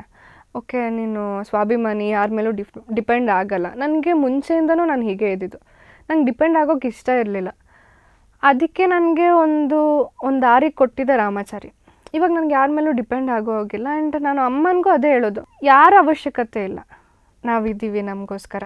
ನಾವು ಪ್ರೀತಿಯಿಂದ ಮನೆಗೆ ಬಂದ ತಕ್ಷಣ ನೀನು ನನಗೆ ಒಂದು ಚೆನ್ನಾಗಿ ಅಡುಗೆ ಮಾಡಿಕೊಡು, ಅಷ್ಟೇ ಸಾಕು, ನಾನು ನೆಮ್ಮದಿಯಾಗಿರ್ತೀನಿ. ಮನೆ ಚೆನ್ನಾಗಿ ಇಟ್ಕೊ, ನಿನಗೆ ಏನು ಬೇಕೋ ತಗೊಂಡು ಬಾ. ತಂಗಿಗೂ ಅಷ್ಟೇ, ಚೆನ್ನಾಗಿ ಓದು, ನಿನ್ನ ಕಾಲ ಮೇಲೆ ನೀನು ನಿಂತ್ಕೊ. ಆಮೇಲೆ ನಾನು ಓದಿಸ್ತೀನೋ ಇಲ್ವೋ ಅದನ್ನು ಅವಳಿಗೆ ಹೇಳಲ್ಲ, ಯಾಕಂದರೆ ಅವಳಿಗೆ ಅದೊಂದು ಜವಾಬ್ದಾರಿ ಇರಬೇಕು. ನಾನು ಇಷ್ಟೇ ಹೇಳೋದು, ನೀನು ಚೆನ್ನಾಗಿ ಓದಿದ್ರೆ ಓದಿಸ್ತೀನಿ, ಇಲ್ಲಾಂದರೆ ನೀನೇ ಲೋನ್ ತಗೊಂಡು ನೀನೇ ಓದ್ಕೊಳ್ಬೇಕು ಅಂತ. ಆ ಭಯ ಇರಲಿ ಅನ್ನೋ, ಬಿಕಾಸ್ ರೆಸ್ಪಾನ್ಸಿಬಿಲಿಟಿ ಎಲ್ರಿಗೂ ಬರಲ್ಲ. ನನಗೆ ಎಷ್ಟೋ ಜನ ಹೇಳ್ತಾರೆ, ನೀನು ಸ್ವಲ್ಪ ಓವರ್ ಮೆಚೂರ್ಡ್ ಆಗಿಬಿಟ್ಟಿದ್ಯಾ ಅಂತ. That is because of life experience. ನಾನು ಏನೇನು ನೋಡಿದ್ದೀನಿ, ಏನೇನು ಫೇಸ್ ಮಾಡಿದ್ದೀನಿ ಲೈಫಲ್ಲಿ ಅಂತ. ಇವಾಗ ನಾನು ಏನೇ ಅವ್ರನ್ನ ನೋಡ್ಕೊಳ್ಳೋದಕ್ಕೆ ಅಥವಾ ಅದು ಶಕ್ತಿ ಇರ್ತಿತ್ತೋ ಇಲ್ವೋ ಗೊತ್ತಿಲ್ಲ. ನಾನು ಅಂದರೆ ಏನು ಹೇಳೋದು, ಎಷ್ಟೋ ಜನ ಮಕ್ಕಳನ್ನ ಸುಮ್ಮನೆ ಬೆಳೆಸ್ತಾ ಇರ್ತಾರೆ, ಅಂದರೆ ಕೇಳಿದ್ದು ಕೊಡಿಸ್ತಾ ಇರ್ತಾರೆ. ಅವ್ರು ಹಾಳಾಗ್ತಾ ಇದ್ದವರು ಇಲ್ವೋ ಅಂತಲೂ ಅವ್ರಿಗೆ ಗೊತ್ತಿರಲ್ಲ. ಬಟ್ ನನ್ನ ಫ್ಯಾಮಿಲಿ ಆ ಥರ ಮಾಡಿಲ್ಲ. ಪ್ರತಿಯೊಂದಕ್ಕೂ ಇವಾಗ ನಮ್ಮ ಕೈಲಿ ಶಕ್ತಿ ಇದ್ರೂ ಅವ್ರು ರೆಸ್ಟ್ರಿಕ್ಟ್ ಮಾಡ್ತಾಯಿದ್ರು, ಹಿಂಗೆ ಇರಬೇಕು, ಇದನ್ನೇ ಮಾಡಬೇಕು, ಇದನ್ನು ಮಾಡಬಾರ್ದು. ಆಮೇಲೆ ನನಗೆ ನೀವು ನಂಬ್ತಿರೋ ಇಲ್ವೋ ಗೊತ್ತಿಲ್ಲ, ನನಗೆ ಕಾಲೇಜ್ವರೆಗೂ ಒಂದು 10 ರೂಪಾಯಿ ಮ್ಯಾಕ್ಸಿಮಮ್ ಕೊಡ್ತಾಯಿದ್ರು. ಟಿಲ್ 10th 2 ರೂಪಾಯಿ ಕೊಡ್ತಿದ್ರು. 2 ರೂಪಾಯಿ ಅಲ್ಲ, 4 ರೂಪಾಯಿ. ಒಂದು ಸತಿ ಹೋಗೋದಕ್ಕೆ 2 ರೂಪಾಯಿ, ಬರೋದಕ್ಕೆ 2 ರೂಪಾಯಿ ಬಸ್ಸಿಗೆ ಅಷ್ಟೇ. ಸೊ ನಮಗೆ ಅದು ಆ ಬೆಲೆ ಗೊತ್ತು, 1 ರೂಪಾಯಿ ಬೆಲೆನೂ ಗೊತ್ತು ನನಗೆ, 1 ಕೋಟಿ ರೂಪಾಯಿ ಬೆಲೆನೂ ಗೊತ್ತು. ಸೊ ಅದೆಲ್ಲ ಆ ನಾಲೆಡ್ಜೇ ನನ್ನ ಇಲ್ಲಿವರೆಗೂ ಇಷ್ಟು ಸ್ಟ್ರಾಂಗಾಗಿ ಇಟ್ಟಿರೋದು. ಎಷ್ಟೋ ಜನ ಹೇಳ್ತಾರೆ, ಅವಳಿಗೆ ಈಸಿಯಾಗಿ ಆಪರ್ಚುನಿಟಿ ಸಿಕ್ತು ಹಾಗೆ ಹೇಗೆ ಅಂತ. ಬಟ್ ಅವ್ರಿಗೆ ಆ್ಯಕ್ಚುಲಿ ಗೊತ್ತಿರಲ್ಲ ನಾವು ಏನೇನು ಫೇಸ್ ಮಾಡಿರ್ತೀವಿ ಅಂತ. ನನಗೆ ಆರ್ಮಿಗೆ ಹೋಗೋದು ತುಂಬ ಆಸೆ ಇತ್ತು, ಬಿಕಾಸ್ ನಾವು ಅಪ್ಪನ ಚಿಕ್ಕ ವಯಸ್ಸಿಂದನೂ ನೋಡ್ಕೊಂಡು ಬಂದಿದ್ದೀವಿ. ಆವಾಗ ನಮಗೂ ಒಂಥರ ಇರ್ತಿತ್ತು, ಹೋದರೆ ಈ ಥರ ಹೋಗಬೇಕು, ಹಿಂಗೇನೋ ಒಂದು ದೇಶ ಸೇವೆ ಮಾಡಬೇಕು ಅಂತ. ಬಟ್ ಅದಕ್ಕೆ ಮನೇಲಿ ಸಪೋರ್ಟ್ ಮಾಡಿಲ್ಲ, ಯಾಕಂದರೆ ಹೆಣ್ಮಕ್ಳು ಅದಕ್ಕೆಲ್ಲ ಹೋಗೋದು ಕಷ್ಟ, ಅಲ್ಲೆಲ್ಲ ಜೀವನ ತುಂಬ ಕಷ್ಟ ಆ ಥರ. ಸೊ ಅದಕ್ಕೆ ಸಪೋರ್ಟ್ ಮಾಡಿಲ್ಲ. ಅವಾಗ ನನಗೆ ಹೇಗೋ ಮನೆಯಿಂದ ಹೊರಗೆ ಬರಬೇಕು ಅಂದಾಗ ನನಗೆ ರಾಮಾಚಾರಿ ಸಿಕ್ತು. ಸೊ ಬಂದೆ. ಇವಾಗ ನಾನು ಒಂದು ಆರ್ಟಿಸ್ಟು, ಅದು ಸೆಲೆಬ್ರಿಟಿ ಅನ್ನೋದಕ್ಕಿಂತ ಒಂದು ರೆಸ್ಪಾನ್ಸಿಬಲ್ ವುಮೆನ್ ಅಂತ ಹೇಳ್ಬೋದು ಅಷ್ಟೇ. ಸೊ ಚಿಕ್ಕ ವಯಸ್ಸಿಗೆ ರೆಸ್ಪಾನ್ಸಿಬಿಲಿಟಿ ತಗೊಳ್ಳೋದು ಚಾಲೆಂಜಿಂಗ್ ಅನ್ಸಿದ್ರು ಆ ಭಾಗ್ಯ ಎಲ್ಲರಿಗೂ ಸಿಗಲ್ಲ, ಪೇರೆಂಟ್ಸ್ಗೆ ಆ ರೀತಿ ಸಪೋರ್ಟ್ ಮಾಡೋದು. ಓಕೆ. ಆ್ಯಂಡ್ ಮೋನಾ ಅವರ ಫಿಟ್ನೆಸ್ ರುಟೀನ್ ಹೇಗಿರುತ್ತೆ? ಶೂಟಿಂಗ್ ಇಲ್ಲದೆ ಇರುವಾಗ ಏನೆಲ್ಲ ಮಾಡ್ತಿರ್ತೀರಾ? ಆ್ಯಕ್ಚುಲಿ ನಾನು ಫಿಟ್ನೆಸ್ ರೊಟೀನ್ ಅಂತ ಏನೂ ಇರಲಿಲ್ಲ. ಮುಂಚೆ ಎಲ್ಲ ನಾನು ತುಂಬ ಆ್ಯಕ್ಟಿವ್ ಇದ್ದೆ. ಅಂದರೆ ಸ್ಪೋರ್ಟ್ಸು ಅದು ಇದು ಅಂತ ಏನಾದರೂ ಒಂದ್ರಲ್ಲಿ ಇನ್ವಾಲ್ವ್ಮೆಂಟ್ ಇರೋದ್ರಿಂದ ಬ್ಯುಸಿ ಇರ್ತಿದ್ದೆ. ಇವಾಗ ಹೇಗಾಗ್ಬಿಟ್ಟಿದೆ ಅಂದರೆ ಒಂದ್ಸಲಿ ರಜೆ ಸಿಕ್ಕಿದ್ರೆ ಸಾಕು, ಆರಾಮಾಗಿ ರೆಸ್ಟ್ ಮಾಡಿಬಿಡ್ತೀನಿ ಅಂತ. ಯಾಕಂದರೆ ಸಿನಿಮಾನೂ ಮಾಡ್ತಾಯಿದ್ದೆ, ಸೀರಿಯಲ್ಲು ಮಾಡ್ತಾಯಿದ್ದೆ, ನನಗೆ ರಜೆನೇ ಸಿಗ್ತಾ ಇರಲಿಲ್ಲ. ಸೊ ಫ್ರೀ ಸಿಕ್ಕಿದಾಗೆಲ್ಲ ಒಂದು ರೆಸ್ಟ್ ಮಾಡಬೇಕು ಅಂತ ಎವ್ರಿ ಟೈಮ್ ಡಿಸೈಡ್ ಮಾಡ್ಕೊಂಡಿರ್ತಿದ್ದೆ. ಆಮೇಲೆ ಅನ್ನಿಸ್ತು ಯಾಕೋ ಇಲ್ಲ, ನಾನು ಅಂದರೆ ಸಿನಿಮಾ ಯಾವಾಗ ಕಂಪ್ಲೀಟ್ ಆಯಿತು ಆವಾಗ ಐ ಟುಕ್ ಅ ಬ್ರೇಕ್ ಸ್ವಲ್ಪ ಟೈಮ್ಗೆ. ಆಮೇಲೆ ಇವಾಗ ಹೇಗೆ ಅಂದರೆ ಇವಾಗ ಶೂಟಿಂಗ್ ಇಲ್ಲಾಂದರೆ ಎವ್ರಿ ಡೇ ವರ್ಕೌಟ್ ಹೋಗ್ತೀನಿ, ಬಿಟ್ಟರೆ ಅಲ್ಲೇ ಮನೆ ಹತ್ರ ಸೈಕ್ಲಿಂಗ್ ಮಾಡ್ತೀನಿ ಅಷ್ಟೇ. ಅದು ಬಿಟ್ಟರೆ ಮನೇಲೆ ಆರಾಮಾಗಿರ್ತೀನಿ, ರೆಸ್ಟ್ ಮಾಡ್ತೀನಿ, ಇಲ್ಲ ನನ್ನ ಬೆಸ್ಟ್ ಫ್ರೆಂಡ್ ಇದ್ದಾಳೆ ಅವಳ ಮನೆಗೆ ಹೋಗ್ತೀನಿ ಅಷ್ಟೇ. ಅಂಥ ಫಿಟ್ನೆಸ್ ರೊಟೀನ್ ಅಂತ ಏನೂ ಇಲ್ಲ. ಬಟ್ ಜಂಕ್ ಫುಡ್ ತುಂಬ ಕಮ್ಮಿ, ಮನೆ ಊಟ ಇಷ್ಟಪಡ್ತೀನಿ. ಯಾಕಂದರೆ ನಮಗೆ ಸೀರಿಯಲ್ ಸಿನಿಮಾ ಅಂತೆಲ್ಲ ಬಂದರೆ ಅಲ್ಲಿ ಊಟ ತಿಂದು ನಮಗೆ ಮನೆ ಊಟ ತಿನ್ನಬೇಕು ಅನ್ನಿಸ್ತಾ ಇರುತ್ತೆ. ಬಟ್ ಹಾಗೆ ನೋಡಿದ್ರೂ ನಾನು ರಜೆ ಇದ್ದರೂ ಕೂಡ ಮನೆ ಊಟ ಇಷ್ಟಪಡ್ತೀನಿ. ಸೊ ಈಗ ಕುಲದಲ್ಲಿ ಕೀಳು ಯಾವುದು ಸಿನಿಮಾದ ಮೂಲಕ ಸಿಲ್ವರ್ ಸ್ಕ್ರೀನ್ಗೆ ಎಂಟ್ರಿ ಕೊಡ್ತಿದ್ದೀರಾ. ಸಿನಿಮಾಗೆ ಆಯ್ಕೆ ಆಗಿದ್ದು ಹೇಗೆ ಆ್ಯಂಡ್ ಈ ಎಕ್ಸ್ಪೀರಿಯನ್ಸ್ ಹೇಗಿದೆ? ಆ್ಯಕ್ಚುಲಿ ನನಗೆ ಇದು ಫಸ್ಟ್ ಸಿನಿಮಾ ಅಲ್ಲ ಆಫರ್ ಬಂದಿದ್ದು, ತುಂಬ ಆಫರ್ಸ್ ಬಂದಿತ್ತು. But I was not mentally prepared. ಅಂದರೆ ಇವಾಗ ಸುಮ್ಮನೆ ಏನೋ ಒಂದು ಮಾಡು ಅಂತ ಹೇಳಿದ್ರೆ ಆಗಲ್ಲ, ಅದಕ್ಕೆ ಪ್ರಿಪ್ರೇಷನ್ಸ್ ಇರುತ್ತೆ. ಆಮೇಲೆ ಸಿನಿಮಾಗೂ ಸೀರಿಯಲ್ಗೂ ತುಂಬ ಡಿಫ್ರೆನ್ಸ್ ಇರುತ್ತೆ. ನಾವು ಎಷ್ಟೋ ಕಡೆ ಹೋದಾಗ ಅದನ್ನೇ ಹೇಳ್ತಾರೆ, ಸೀರಿಯಲ್ ಅವ್ರಿಗೆ ಸ್ವಲ್ಪ ಸಿನಿಮಾದಲ್ಲಿ ಆ್ಯಕ್ಟ್ ಮಾಡೋದು ಕಷ್ಟ ಅಂತ. ಬಟ್ ನನಗೆ ಪರ್ಟಿಕ್ಯುಲರಾಗಿ ನಮಗೆ ಒಂದು ಹೆಲ್ಪ್ಫುಲ್ ಆಗಿದ್ದೇನು ಅಂದರೆ ಫಸ್ಟಿಂದನೂ ನಮಗೆ ಅದೊಂದು ಕಂಟಿನ್ಯೂಸ್ ಇರ್ಬೋದು, ಅಥವಾ ನನಗೆ ಪಾತ್ರ ಮೇಯ್ನಾಗಿ ಆ ಪಾತ್ರ ಏನಿರ್ಬೋದು. ಇವಾಗ ಚಾರು ಅಂತ ಬಂದಾಗ ನಾನು ಎಲ್ಲನೂ ಕಲ್ತ್ಬಿಟ್ಟೆ, ಒಂಥರ ಕ್ಯಾರೆಕ್ಟರ್ಸೇ ಮಾಡಿದ್ದೆ. So that was very easy for cinema ನನಗೆ ಆ್ಯಕ್ಟ್ ಮಾಡೋದಕ್ಕೆ, ಏನೇ ಕೊಟ್ಟರು ಮಾಡ್ಬೋದು ಅನ್ನೋ ಥರ. ಫಸ್ಟ್ ನನಗೆ ಈ ಥರ ಕಾಲ್ ಬಂದಾಗ ಐ ವಾಸ್ ಲೈಕ್ ಆಯಿತು ನಾನು ಟ್ರೈ ಮಾಡ್ತೀನಿ ಅಂತ. ಆಮೇಲೆ ಯೋಗರಾಜ್ ಭಟ್ ಬ್ಯಾನರ್ ಅಂತ ಗೊತ್ತಾದಾಗ ಐ ವಾಸ್ ಲೈಕ್ ಓಕೆ ಮಾಡೋಣ, let me give a try, ಒಂದು ಎಕ್ಸ್ಪೀರಿಯನ್ಸ್ ಸಿಕ್ಬಿಡಲಿ ಅಂತ. ಆಫೀಸಿಗೆ ಹೋದೆ, ಈ ಥರ ಎಲ್ಲ ಎಕ್ಸ್ಪ್ಲೇನ್ ಮಾಡಿದ್ರು. ಫಸ್ಟ್ ಆ್ಯಕ್ಚುಲಿ ಈ ಪಾತ್ರ ಅಂದರೆ ಹೀರೋಯಿನ್ ಪಾತ್ರ ನನಗೆ ಸಿಕ್ಕಿರಲಿಲ್ಲ. ನನಗೆ ಏನು ಹೇಳೋದು, ಗೆಸ್ಟ್ ರೋಲ್ ಸಿಕ್ಕಿದ್ದು ಫಾರ್ ಕುಲದಲ್ಲಿ ಕೀಳು ಯಾವುದು ಅಂದರೆ ಸ್ಟೋರಿ ಡಿಫ್ರೆಂಟ್ ಇತ್ತು. ಆಮೇಲೆ ಚೇಂಜಸ್ ಮಾಡಿ ಇದನ್ನು ಹೀರೋಯಿನ್ ಆಗಿ ನೀವೇ ಮಾಡಬೇಕು ಅಂತ ಹೇಳಿದ್ರು. ನನಗೆ ಹೀರೋಯಿನಿಗೆ ನಾನು ಇನ್ನೂ ಪ್ರಿಪೇರ್ ಆಗಿರಲಿಲ್ಲ ಆ್ಯಕ್ಚುಲಿ. ಈ ಥರ ಹೇಳಿದಾಗ ತುಂಬ ಖುಷಿ ಆಯಿತು. ಅಮ್ಮನ ಸಹ ಕರ್ಕೊಂಡು ಹೋಗಿದ್ದೆ ಮೀಟಿಂಗಿಗೆ. ಅವ್ರ ಅಮ್ಮನಿಗೂ ಕಂಗ್ರ್ಯಾಚುಲೇಟ್ ಮಾಡಿದ್ರು, ಈ ಥರ ನಿಮ್ಮ ಮಗಳು ಹೀರೋಯಿನ್ ಆಗಿದ್ದಾಳೆ ಹಾಗೆ ಅಂತ. ಖುಷಿ ಆಯಿತು, ಓಕೆ ಮಾಡ್ತೀನಿ ಅಂತ. ಅವ್ರು ಫಸ್ಟೇ ಹೇಳಿದರು ಈ ಥರ ಡಿಗ್ಲಾಮರ್ ಲುಕ್ ಇರುತ್ತೆ ಅಂತ. ಅದೊಂದು ನನಗೆ ಒಂದು ಕಾನ್ಷಿಯಸ್ ಇತ್ತು, ಅಯ್ಯೋ ಹೇಗಪ್ಪ ಇದು ಅಂತ. ಆಮೇಲೆ ಇನ್ನೊಂದು ದೊಡ್ಡ ಪ್ರಾಬ್ಲಮ್ ಏನಿದ್ದು ಅಂದರೆ ಮಂಡ್ಯ ಸ್ಲ್ಯಾಂಗ್ ಮಾತಾಡಬೇಕು ಅಂತ. ನನಗೂ ಅದಕ್ಕೂ ತುಂಬ ಡಿಫ್ರೆನ್ಸ್. ಅದು ದೂರ ಅನ್ನೋದಕ್ಕಿಂತ ಇಷ್ಟ, ಕೇಳೋದಕ್ಕೆ ಇಷ್ಟ, ಮಾತಾಡೋದಕ್ಕೆ ಸ್ವಲ್ಪ ಕಷ್ಟ. ಅದು ಹೇಗೆ ಮಾತಾಡೋದು ಅಂತ. ಇಲ್ಲ ಆಗುತ್ತೆ ಮಾಡಿ ಅಂತ.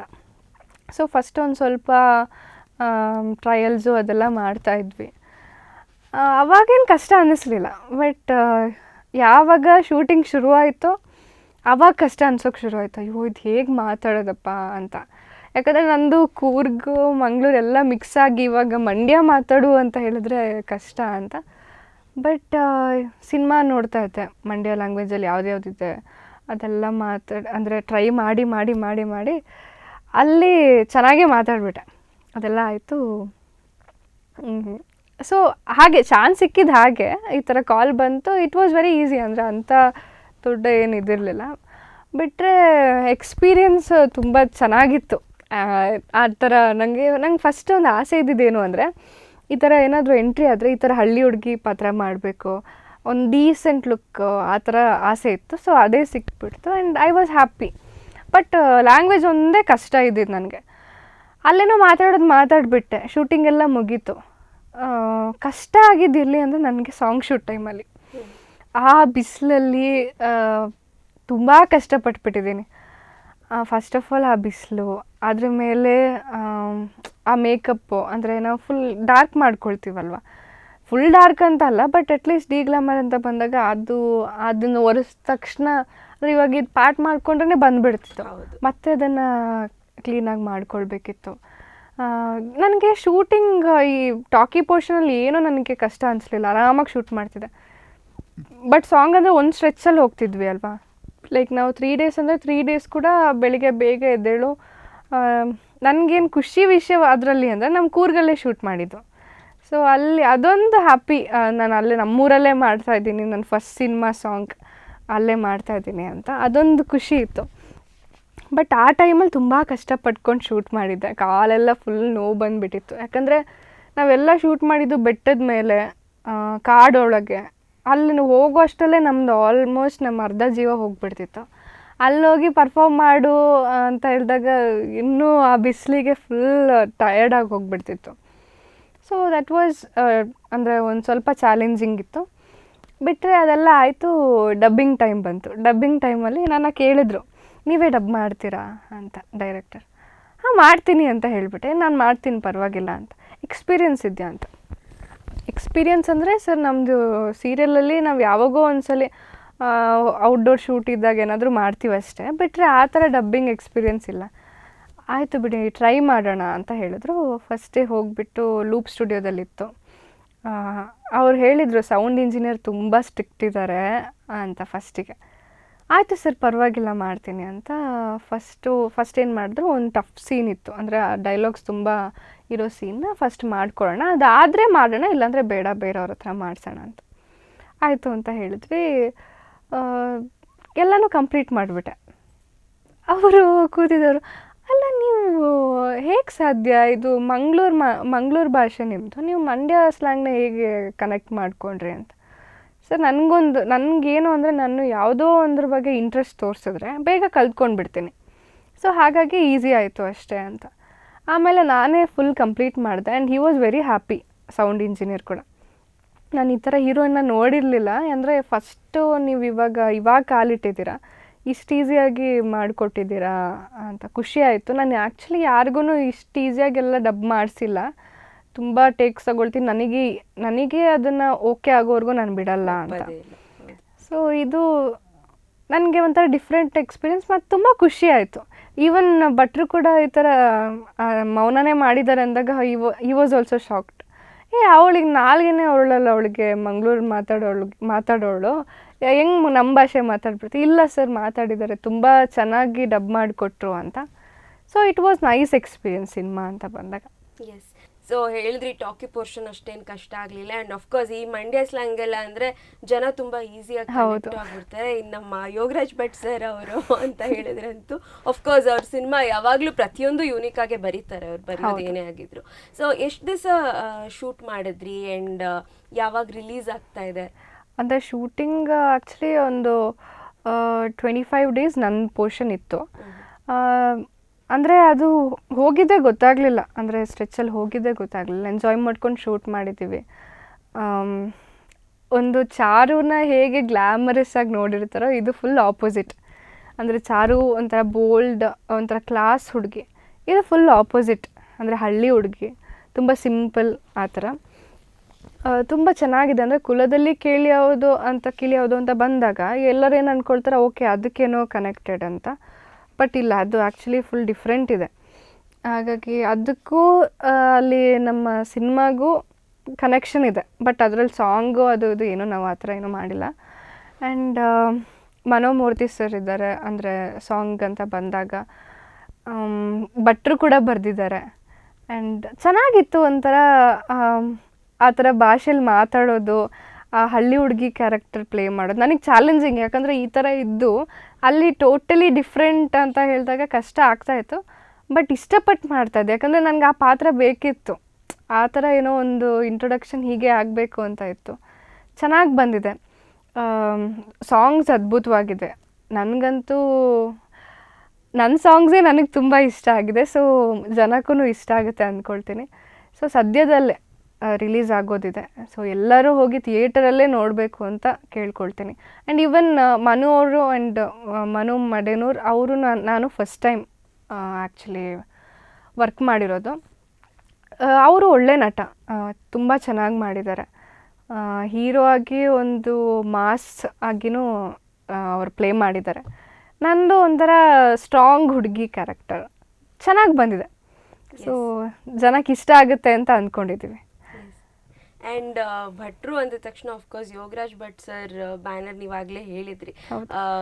ಅಂದರೆ ಸಿನಿಮಾ ಕ್ಷೇತ್ರದಲ್ಲಿ ಅವ್ರದ್ದೇ ಆದ ರೀತಿಯಲ್ಲಿ ಛಾಪನ್ನು ಮೂಡಿಸಿರೋರು ಅವರು. ಸೊ ಹೇಗಿತ್ತು ಅವ್ರ ಜೊತೆ ಮಾತುಕತೆ, ಹೇಗಿತ್ತು ಶುರುವಿನಲ್ಲಿ?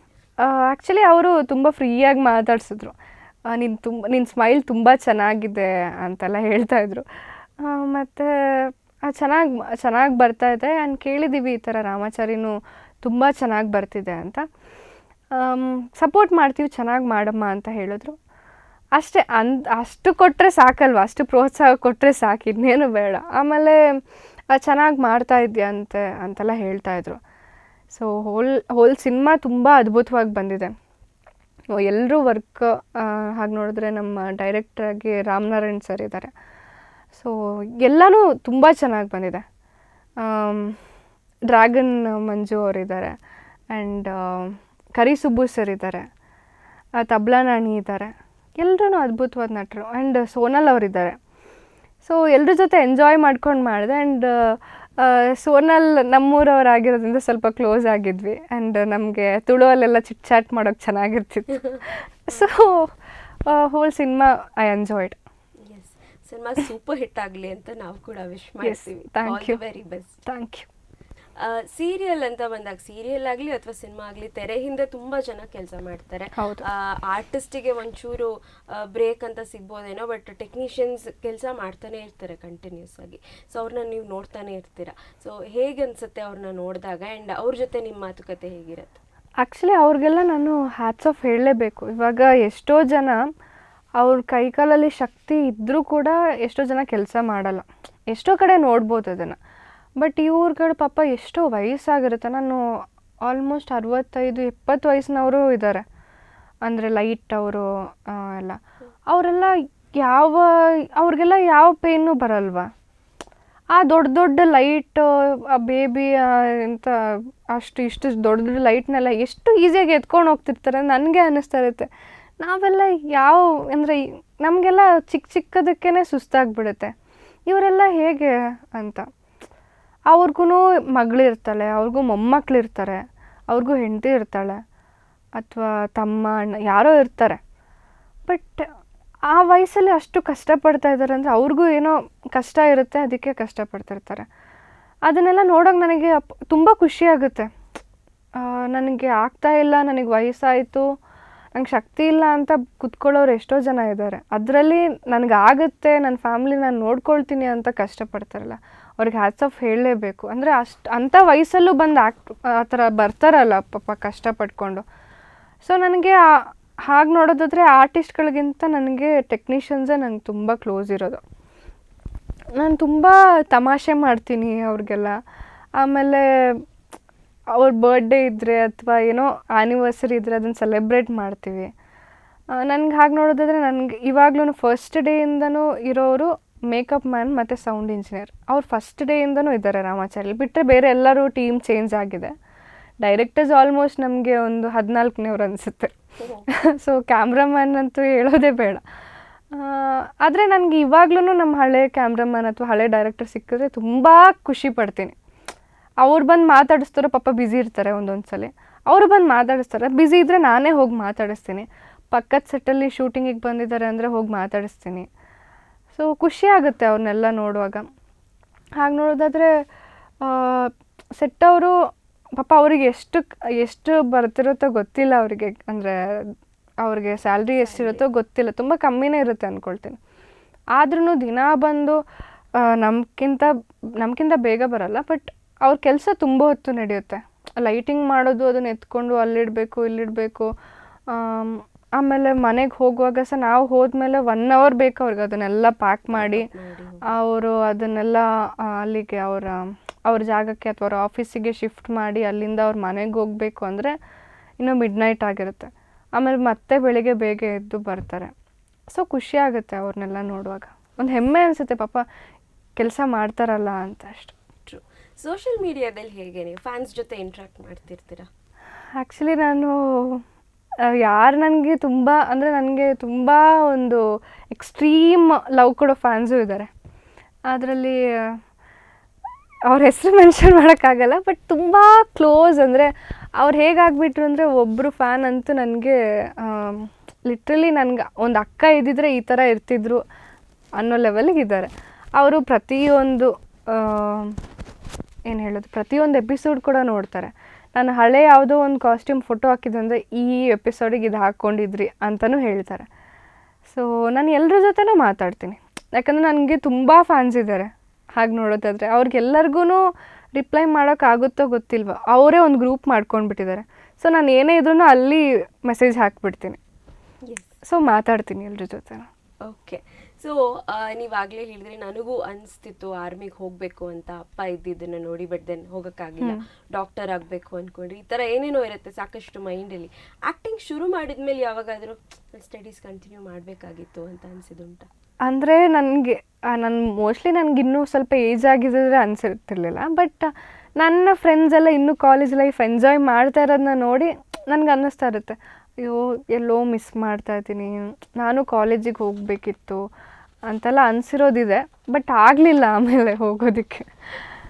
ಅಂದರೆ ಅವರೆಲ್ಲ ಪಾಪ ಇವಾಗ ಕಷ್ಟಪಡ್ತಾ ಇರ್ತಾರೆ, ಅಂದರೆ ಕೆರಿಯರ್ ಸೆಟ್ ಮಾಡ್ಕೊಳ್ಳೋದಕ್ಕೆ. ಅವ್ರು ನನ್ನ ಹತ್ರ ಹೇಳ್ತಾರೆ, ನಿಂದೇನೋ ಸೆಟ್ ಆಗಿಬಿಡ್ತಮ್ಮ, ನೀನೇನೋ ಮಾಡ್ತಾಯಿದ್ದೆ.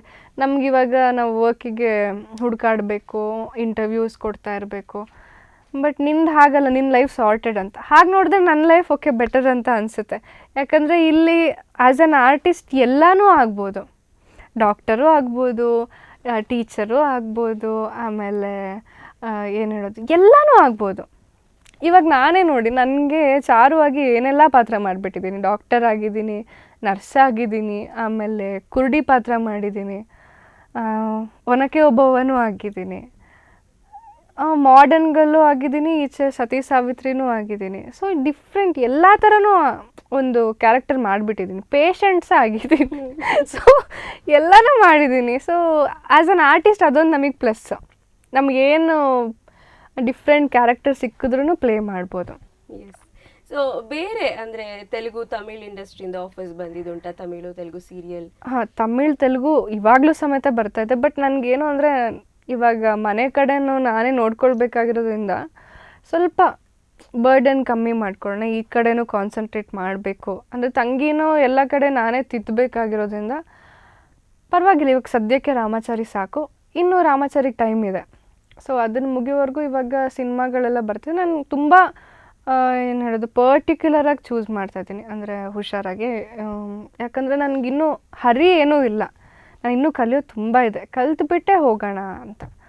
ಸೊ ನೆಕ್ಸ್ಟ್ ಬಂದರೆ ತೆಲುಗು ಮಾಡೋಣ ಅಂತ, ಸೀರಿಯಲ್. ಸೊ ನೀವು ಆಗಲೇ ಹೇಳ್ತಾ ಇದ್ರಿ ಸಿನಿಮಾ ಮಾಡುವಾಗ ಟಾಕಿ ಪೋರ್ಷನ್ ಕಷ್ಟ ಆಗಲಿಲ್ಲ, ಸಾಂಗ್ ಕಷ್ಟ ಆಯಿತು ಅಂತ. ಬಟ್ ಸೀರಿಯಲಲ್ಲೂ ಸಾಂಗ್ ಶೂಟ್ ಮಾಡಿದ್ದೀರಾ. ಈ ರಾಗಿ ಹೊಲದಾಗೆ ಅದೆಲ್ಲ ಸಾಂಗ್ ಟೆಲಿಕಾಸ್ಟ್ ಆದಾಗ ಜನ ತುಂಬ ಇಷ್ಟಪಟ್ಟು ನೋಡಿದ್ದಾರೆ. ಸೊ ಆ್ಯಂಡ್ ಆಲ್ಸೋ ನಿಮ್ಮ ಇಂಟ್ರೊಡಕ್ಷನಿಂದ ತೊಗೊಂಡ್ರು it was all like movie ಥರನೇ ಇತ್ತು. ಇಲ್ಲಿ ಸಾಂಗ್ ಶೂಟ್ ಮಾಡೋ ಎಕ್ಸ್ಪೀರಿಯನ್ಸ್ ಹೇಗಿತ್ತು ಸೀರಿಯಲಲ್ಲಿ? ಫಸ್ಟ್ ಟೈಮ್ ನಾನು ಕೊರಿಯೋಗ್ರಾಫ್ ಮಾಡಿದ್ದು ಮೋಹನ್ ಮಾಸ್ಟರ. ಅಯ್ಯೋ ಅವಾಗೆಲ್ಲ ಅಂತೂ ತುಂಬ ಸತಾಯಿಸ್ತಾಯಿದ್ರು, ಹಿಂಗೆ ಮಾಡಬೇಕು ಹಂಗೆ ಮಾಡಬೇಕು ಅಂತ. ಫಸ್ಟ್ ಇಂಟ್ರೊಡಕ್ಷನ್ ನಾನು ಇಲ್ಲಿವರೆಗೂ ನೋಡಿರಲಿಲ್ಲ, ಇಂಟ್ರೊಡಕ್ಷನ್ ಆ ಥರ ಒಬ್ಬರು ಹೀರೋನಿಗೆ ತೆಗಿತಾರೆ ಅಂತ. ಸೊ ತುಂಬ ಎಂಜಾಯ್ ಮಾಡಿಕೊಂಡು ಚೆನ್ನಾಗಿತ್ತು ಒಂಥರ ಎಕ್ಸ್ಪೀರಿಯನ್ಸ್. ಅಂದರೆ ಆಲ್ಮೋಸ್ಟ್ ಮಿಡ್ ನೈಟ್ ಎಲ್ಲ ಶೂಟ್ ಮಾಡಿದ್ದೀವಿ, ಸಖತ್ತಾಗಿತ್ತು. ಸ್ಕ್ರೀನ್ ಮೇಲೆ ನೋಡುವಾಗಂತೂ ಅಮೇಝಿಂಗ್, ನಾನು ಹಿಂಗೆ ಕಾಣ್ತಿದ್ದೀನ ಅಂತ ಅನ್ನಿಸ್ತಾಯಿತ್ತು. ಸೊ ಅವಾಗೆಲ್ಲ ಎಂಜಾಯ್ ಮಾಡ್ತಾಯಿದ್ವಿ. ಅಂದರೆ ನಮ್ಮದರಲ್ಲಿ ತುಂಬ ಸಾಂಗ್ ತೆಗೆದುಬಿಟ್ಟಿದ್ದೀವಿ ಆಲ್ರೆಡಿ ನಮ್ಮ ರಾಮಾಚಾರಿಯಲ್ಲಿ. ಸೊ ಅದೆಲ್ಲ ನಮಗೆ ಆ ಥರ ಟಫ್ ಅನಿಸಿಲ್ಲ. ಅದು ನಂದು ರಾಮಾಚಾರಿದು ಅಂತ ಬಂದಾಗ ನಮ್ಮಲ್ಲಿ ಕೆಮಿಸ್ಟ್ರಿ ಚೆನ್ನಾಗಿದೆ. ಸೊ ನಾವು ಏನು ಕೊಟ್ಟರು ಮಾಡ್ತೀವಿ. ಹಾಗಾಗಿ ರಾಗಿ ಹೊಲದಾಗೆ ಅಂತ ಬಂದಾಗ ಅದು ನನ್ನೊಂದು one of the favourite play ನಾವು ಇಲ್ಲಿವರೆಗೂ ಮಾಡಿರೋದ್ರಲ್ಲಿ. ತುಂಬ ಚೆನ್ನಾಗಿ ಬಂತು. ಒಂದಿನ ಶೂಟ್ ಮಾಡಿದ್ದೀವಿ. ಅದನ್ನು ನಮ್ದು ಆಲ್ಮೋಸ್ಟ್ ಎಲ್ಲ ಮೋಹನ್ ಸರ್ ಕೊರಿಯೋಗ್ರಫಿ ಮಾಡಿರೋದು. ತುಂಬ ಚೆನ್ನಾಗಿ ಮಾಡಿದ್ದಾರೆ. ಆ್ಯಂಡ್ ನಮಗೆ ಅದನ್ನು ನೋಡುವಾಗ ನಮಗೆ ಖುಷಿ ಅನ್ನಿಸ್ತಾ ಇರುತ್ತೆ. ಇವಾಗ ಎಲ್ಲ ಕಡೆನೂ ಹೇಳೋದು ರಾಗಿ ಹೊಲದಾಗೆ ಒರಿಜಿನಲ್ ಸಾಂಗ್ ನೆನಪಿದೆಯೋ ಇಲ್ವೋ ಗೊತ್ತಿಲ್ಲ. ನಿಮ್ಮಿಬ್ರದಂತೂ ಅದು ನೆನಪಿದೆ ನಮಗೆ, ಅದು ತುಂಬ ಇಷ್ಟ ಆಗಿದೆ ಅಂತ. ಸೊ ವಿ ಲವ್ ಇಟ್ ಆ ಥರ ಎಕ್ಸ್ಪೀರಿಯನ್ಸ್ ಮಾಡುವಾಗ. ಆ್ಯಂಡ್ ಈವನ್ ಸಂಕ್ರಾಂತಿಗೆ ಸಹ ಮಾಡಿದ್ವಿ. ಸೊ ಎಲ್ಲನೂ ಎಂಜಾಯ್ ಮಾಡ್ಕೊಂಡು ಮಾಡ್ತೀವಿ. ಆ ಥರ ನನಗೆ ಸಿನಿಮಾದಲ್ಲಿ ಕಷ್ಟ ಆದಷ್ಟು ಸೀರಿಯಲಲ್ಲಿ ಆಗಲಿಲ್ಲ. ಎಸ್. ಆ್ಯಂಡ್ ಸೀರಿಯಲ್ನ ತುಂಬ ಇಷ್ಟಪಟ್ಟು ನೋಡುವಂಥ ನಿಮ್ಮ ಫ್ಯಾನ್ಸ್ಗೆ ಏನು ಹೇಳೋಕ್ಕೆ ಇಷ್ಟಪಡ್ತೀರಿ?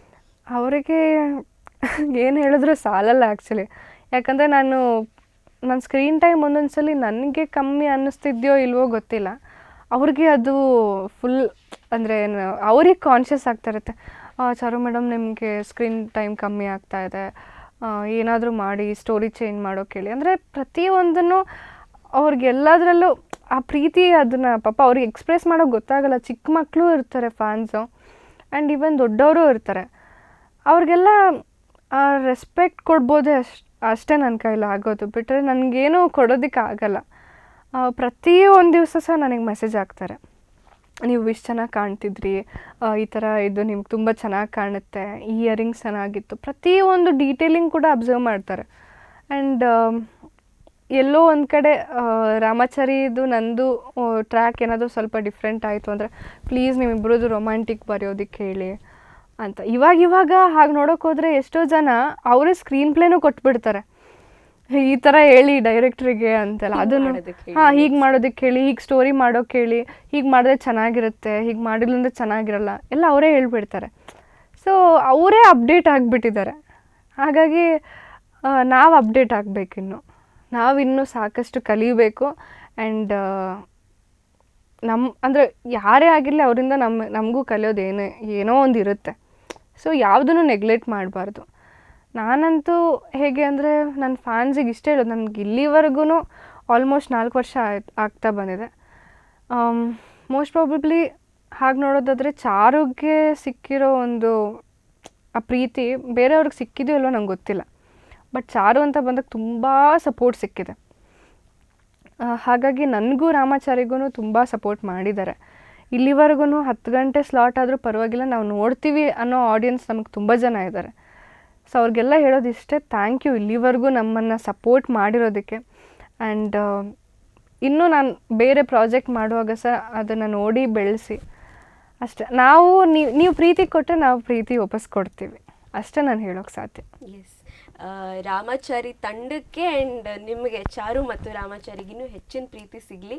ಆ್ಯಂಡ್ ಎಲ್ಲ ನಿಮ್ಮ ಬೇರೆ ಪ್ರಾಜೆಕ್ಟ್ಸ್ಗೂ ಆಲ್ ದಿ ಬೆಸ್ಟ್ ನಮ್ಮ ಕನ್ನಡ ಮೋಜು 360 ಕಡೆಯಿಂದ ಆ್ಯಂಡ್ ಮಾಧ್ಯಮ ಅನೇಕ ಕಡೆಯಿಂದ ಅಂತ ಹೇಳ್ತಾ ಥ್ಯಾಂಕ್ ಯು ಸೋ ಮಚ್ ಇಷ್ಟು ಹೊತ್ತು ನಮ್ಮ ಜೊತೆ ಇದ್ದು ನಿಮ್ಮ ಜರ್ನಿನ ಶೇರ್ ಮಾಡಿದ್ದಕ್ಕೆ. Yes, thank you.